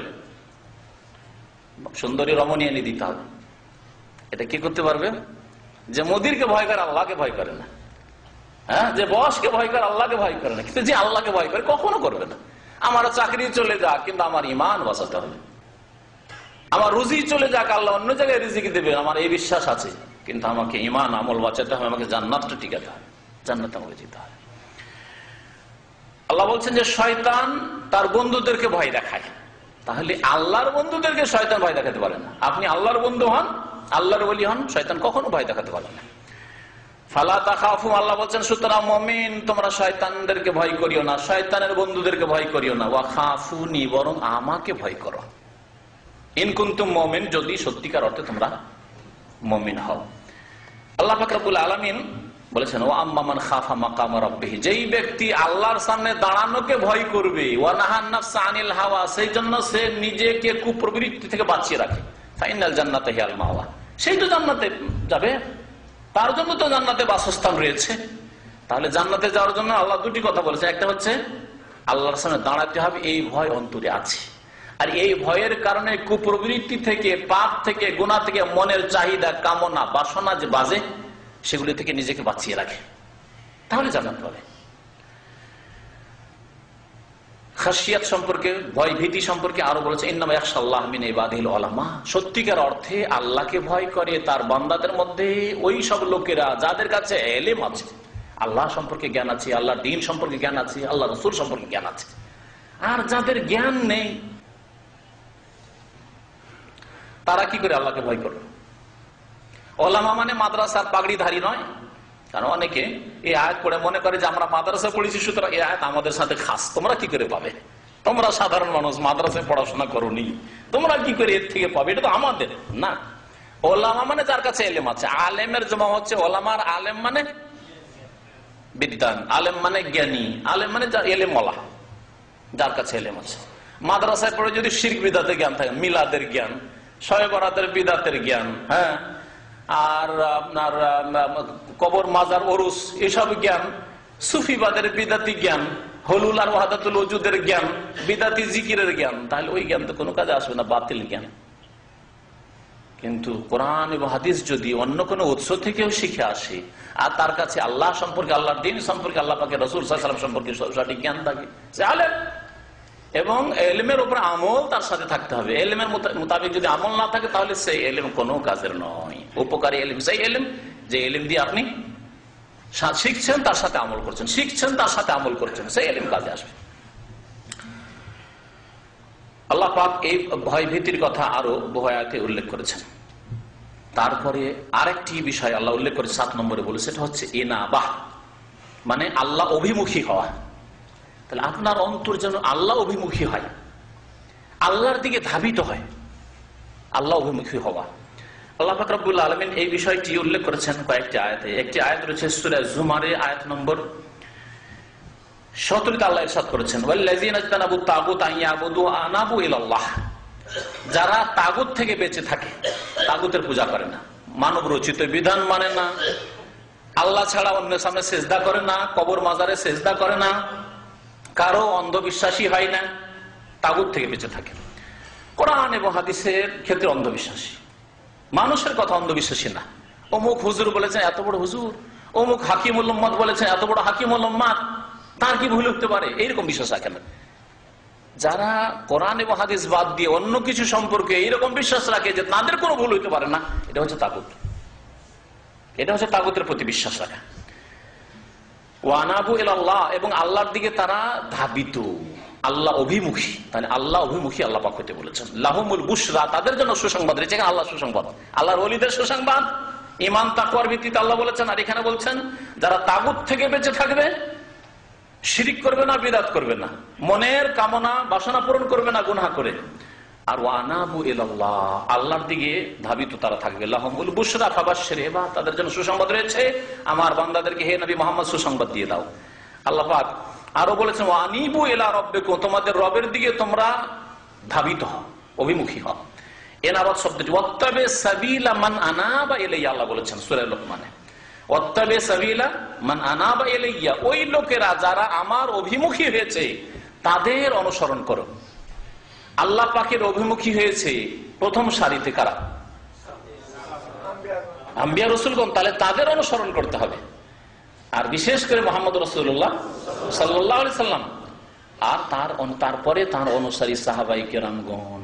আর এই আয়াত পীর ধরার অকাট্য দলিল, একটি বিদাতীদের বই আছে, সেই বইয়ে পীর ধরার দলিলের এই আয়াত দিয়েছে, ওয়াত্তাবি সাবিলা মান আনাবা ইলাইহি, যারা আল্লাহ অভিমুখী তাদের অনুসরণ করো। পীর হচ্ছে আল্লাহর অভিমুখী। আল্লাহ অভিমুখী যেখানে পয়সার খেলা, আল্লাহু আকবার, কত যে টাকা, সৌদি আরবে 50 বছর থেকেও আপনার কাছে স্বপ্ন দেখতে পারবো অত টাকা।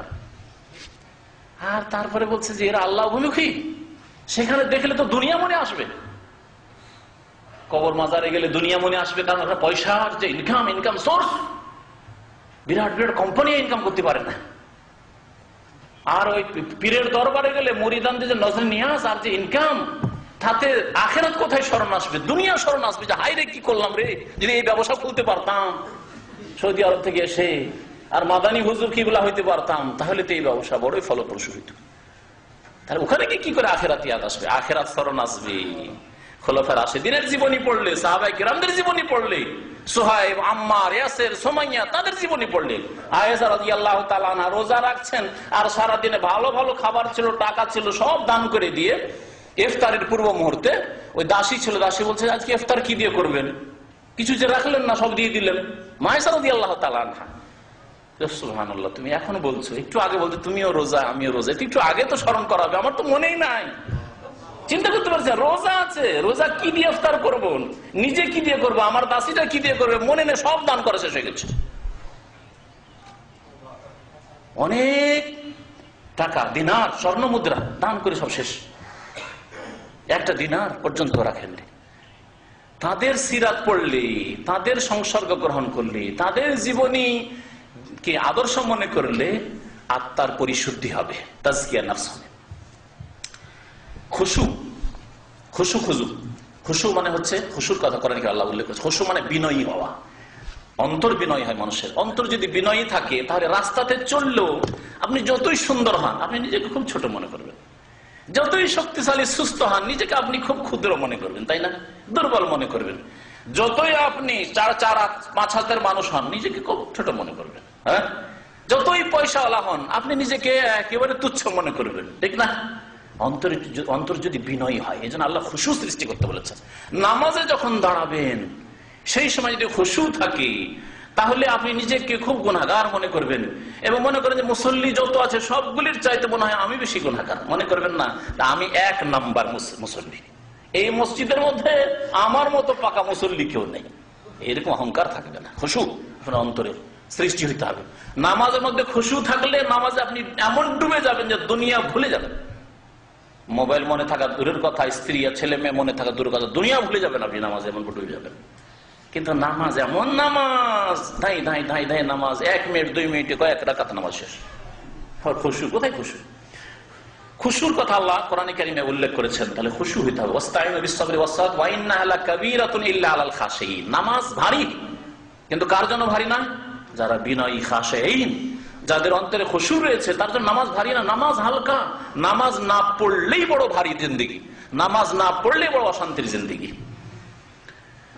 অন্তরের পরিশুদ্ধির জন্য, অন্তরের পবিত্রতার জন্য যেটা করতে হবে তা হচ্ছে আরেকটি, সেটা তাওয়াক্কুল, আল্লাহ ভরসা। আল্লাহ পুরো ভরসা, ভরসা আল্লাহর উপর। আর আপনার কাজ চালিয়ে যান, কাজ করেন, কাজের উপর ভরসা করিয়েন না, কাজের মালিকের উপর ভরসা করিয়েন না, আপনার শারীরিক সুস্থতা, ব্রেন, বুদ্ধি, বিদ্যা এইসবের ভরসা করিয়েন না। আরে আমার বিদ্যা বুদ্ধি আছে, এই কোম্পানিতে না হবে এক্ষুনি আমি ইন্টারনেট খুলবো, কত জায়গায় চাকরি পাবো। তাহলে আপনার বিদ্যা বুদ্ধির ওপর, আপনার অভিজ্ঞতার উপর ভরসা আপনার না। আমার চাকরি চলে যাবে, আল্লাহ রাজ্জাক। আজকে এখানে আল্লাহ রিজিক দিচ্ছেন, কালকে বাংলাদেশ চলে যাব, কালকে ইন্ডিয়া চলে যাবো, সেখানে আল্লাহ রিজিক দেবেন। যে যেখানে থাকবে সেখানে আল্লাহ রিজিক দেবেন। রাজ্জাক আল্লাহ পাক রব্বুল আলামিন। আমার কাজ কর্ম করা, রিজিক দাও আল্লাহ পাকের কাজ, রিজিক দাও আমার কাজ তো নাই। আমার কাজ হাত পা নাড়ানো, মেহনত করা, আর আমার ছেলে মেয়েদের রিজিক দাও, আহার দাও, এটা আল্লাহ পাকের কাজ।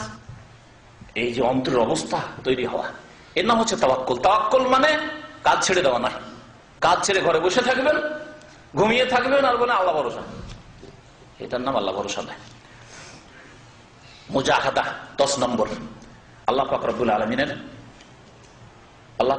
আলামিনের নৈকট্য লাভের জন্য এবং আত্মার পরিশুদ্ধির জন্য যেটা করতে হবে তার একটি হচ্ছে মুজাহাদা, মানে প্রচেষ্টা চালানো।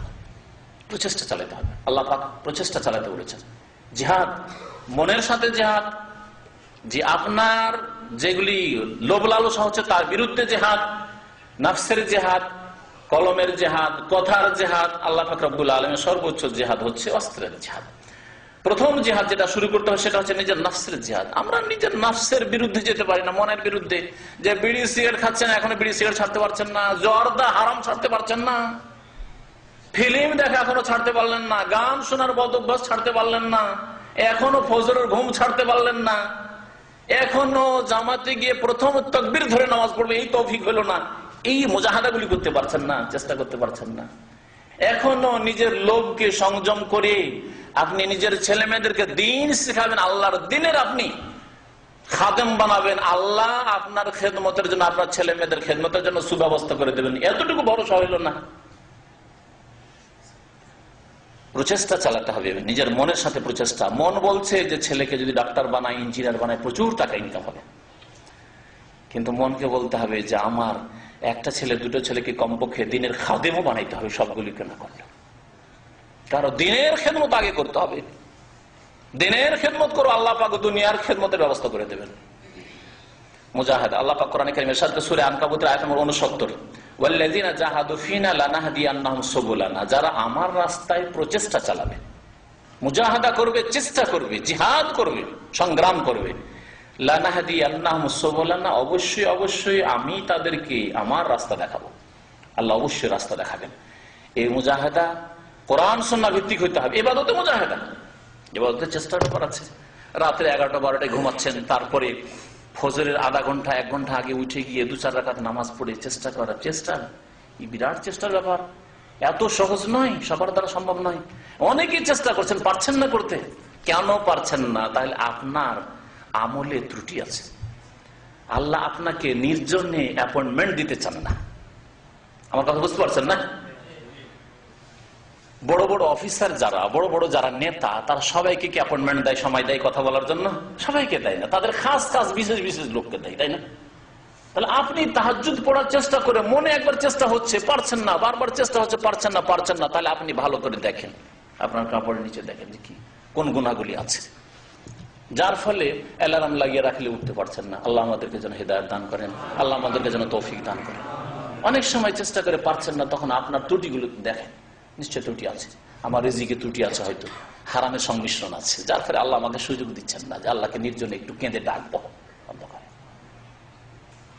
আমার আমলে ত্রুটি আছে, আমার মধ্যে কিছু বিদাত আছে, হয়তো সেই জন্য আল্লাহ সুযোগ দিচ্ছেন না। আমার মধ্যে যে কোনো গুনাহ ক্রিয়াকারী আছে, হয়তো আমার মধ্যে অহংকার আছে, হয়তো যে কোনো দোষ হতে পারে, যার ফলে আল্লাহ হয়তো সুযোগ দিচ্ছেন না, সংশোধন করার চেষ্টা করেন। তো বলছিলাম যে কি করতে হবে, প্রচেষ্টা চালাতে হবে। প্রচেষ্টা, তাহাজ্জুদের জন্য প্রচেষ্টা লাগবে, সালাতুদ দুহা ইশরাক পড়েন, প্রচেষ্টা লাগবে। তার আগে জামাতে, আরে তাহাজ্জুদ ইশরাক আর দুহা পড়েন আর নাই পড়েন, কিন্তু পড়লেন নাকি না পড়লে গুনাহ নেই, কিন্তু আপনাকে ফরজগুলি হেফাজতের সাথে পড়তে হবে। ফরজ নামাজে অধিকাংশ সময় 1-2 রাকাত ছুটার পরে যান, মাসবুক হয়ে নামাজ পড়েন, প্রায় নামাজে গিয়ে 2 রাকাত 1 রাকাত পেলেন, 2 রাকাত 1 রাকাত পেলেন, এই এমন কেন নামাজ? ফরজ যে প্রচেষ্টা সেটা তো করেন, যেটা ফরজ আপনার উপর। এইভাবে জবানকে হারাম থেকে বাঁচিয়ে রাখবেন, অন্তরকে হারামের চাহিদা থেকে বাঁচিয়ে রাখবেন, চোখকে হারাম থেকে বাঁচিয়ে রাখবেন। এই প্রচেষ্টা হইতে হবে জীবনে প্রত্যেকটি অন্তরের কাজের ক্ষেত্রে, ইবাদত বন্দেগীর ক্ষেত্রে, আখলাক চরিত্রের ক্ষেত্রে। অনেক সময় আপনার স্বভাবে নম্রতা নেই, নরম ভাষায় কথা বলতে পারেন না, একটুতে আপনি উত্তেজিত হয়ে যান, অনেক সময় নম্র ব্যবহার দেখাতে পারেন না, ভালো ব্যবহার মিশতে পারেন না, সালাম দিতে পারেন না, সালাম নেওয়া শুধু অভ্যাস। তাহলে অভ্যাস প্রচেষ্টা, এখানে মুজাহিদার দরকার আছে। নিজের মনের বিরুদ্ধে না, আমি নিজেকে ছোট হবো, সালাম আলাইকুম আগে বলবো, মুজাহিদা। তাহলে প্রচেষ্টা প্রত্যেকটি ক্ষেত্রে লাগবে। চেষ্টা শুধু নামাজের ক্ষেত্রে নয়, আর দুটি ক্ষেত্রে নয়, প্রত্যেকটি ক্ষেত্রে আপনাকে প্রচেষ্টা লাগবে। অনেক সময় আপনি ছোট হয়ে মেলা অভ্যাস নেই, আমার কাছে কেউ মিলতে আসলে একবার সালাম আলাইকুম কেমন আছেন ভালো আছেন শুরু করবেন, কিন্তু আপনি রাস্তায় দেখা হলে আপনি বলছেন না, আপনি ওর সাথে কথা বলবেন, কিন্তু আপনার সাথে কথা বললে বলবেন না। অভ্যাসটাকে পাল্টান। মুজাহিদা এসে যে প্রচেষ্টার দরকার আছে এখানে। আমি একটু ছোট হতে অভ্যাস করি, আমার স্বভাবটাকে চেঞ্জ করি, আমার স্বভাবের মধ্যে এই ত্রুটিগুলি আছে। যারা জ্ঞানী মানুষ হবে নিজের ত্রুটি নিজে ধরতে পারে, নিজের ত্রুটি নিজে ধরতে পারে। আমার মধ্যে কোন সাইডটায় দুর্বলতা আছে, কোন দিকে আমার দুর্বলতা আছে, এই দিকগুলো অন্য লোককে দেখে এইরকম করতে পারে, আমি কেন পারি না? এই ভালো কাজগুলি আমি কেন করতে পারি না? আমার মধ্যে অভাব আছে। তাইলে এরা ইলম শিখতে পারে, আমি কেন শিখতে পারি না? এরা অনেক কিছু বলতে পারে, আমি কেন বলতে পারি না? এরা দাওয়াতি কাজ করতে পারে, আমি কেন করতে পারি? তাহলে প্রচেষ্টার দরকার আছে, প্রচেষ্টা করতে হবে। আল্লাহ পাক যেন তৌফিক দেন। এই 10টি বিষয় বলে এখানে শেষ করছি, কারণ বাকি যে বিষয়গুলো আছে সেগুলি বললে সময় শেষ হয়ে যাবে, আর সময় শেষ হতে যাচ্ছে। আল্লাহ পাক রব্বুল আলামিন আমাদের গুনাহ খাতা মাফ করে দেন। আল্লাহ পাক আমাদের অন্তরকে যেন সাফ করে দেন শিরিক থেকে, কুফরি থেকে, হিংসা থেকে, বিদ্বেষ থেকে, সমস্ত পাপাচার থেকে। অন্তর পরিষ্কার করার ক্ষেত্রে একটি কথা বলে শেষ করছি। অন্তরকে আত্মার পরিশুদ্ধির জন্য দুটো কাজ করতে হবে, ইতিবাচক এবং নেতিবাচক। ইতিবাচক গুলি আজকে বললাম, নেতিবাচক বলা হয়নি। আরো ইতিবাচক বেশ কিছু থাকলো, সেগুলি ইনশাআল্লাহ তাআলা আগামীতে আলোচনা করে দিয়ে নেতিবাচক দিকগুলির দিকে বিশেষ করে ইঙ্গিত করব। নেতিবাচক দিক মানে যেগুলি করা চলবে, অন্তর থেকে ডিলিট করতে হবে, দূর করতে হবে। শিরক, বিদআত, তারপরে হিংসা, বিদ্বেষ, অহংকার, এগুলি থেকে অন্তরকে মুক্ত করতে হবে। আর লোভ, যে লোভ, মনের চাহিদা, এইসব নিজে আমি আগে থাকবো, নেতৃত্ব দেব, বিভিন্ন ধরনের লোভ, তো এগুলো থেকে মুক্ত হয়ে তারপরে যখন ক্লিন করলেন অন্তরকে, পাপ থেকে ক্লিন করলেন, ক্লিন করার পরে তখন সজ্জিত করতে হবে। আগে ক্লিন আর তারপরে সাজসজ্জিত করা। আগে গোসল করেন, গোসল করার পরে আতর লাগান, নাকি ঠিক না? আগে গোসল করে পরিষ্কার পরিচ্ছন্ন হয়ে আতর লাগাই। কোন লোক আছে এমন যে আগে আতরটা লাগিয়ে নিল, তারপরে গোসল করলো, গোসল করার পরে তখন বগলে যে গন্ধ ছিল সেগুলো দূর করলো, তারপরে গোসলখানা থেকে বেরোলো, এরকম করে কেউ না। তাহলে আগে যতগুলি অন্তরের খারাপ দিক আছে, খারাপ দোষ আছে, সেই দোষগুলি থেকে মুক্ত হইতে হবে অন্তরকে, আর তারপরে তখন সুসজ্জিত করতে হবে এইসব বিষয়গুলি দিয়ে, যেগুলি কোরআনী বিষয় উল্লেখ করলাম। আল্লাহ পাক রব্বুল আলামিন আমাদের অন্তরের সংশোধন করার তৌফিক দান করেন, অন্তরকে যেন আল্লাহর দিকে ধাবিত করে আল্লাহ পাক রব্বুল আলামিন, অন্তরকে যেন পাক করার তৌফিক দান করেন। আল্লাহ পাক রব্বুল আমাদের ইবাদত সুন্দর করার জন্য তৌফিক দান করেন, আখলাক চরিত্র আমাদের সুন্দর করার জন্য তৌফিক দান করেন। সুবহান রাব্বিকা রাব্বিল ইজ্জাতি আম্মা ইয়াসিফুন ওয়া সালামুন আলাল মুরসালিন ওয়ালহামদুলিল্লাহি রাব্বিল আলামিন।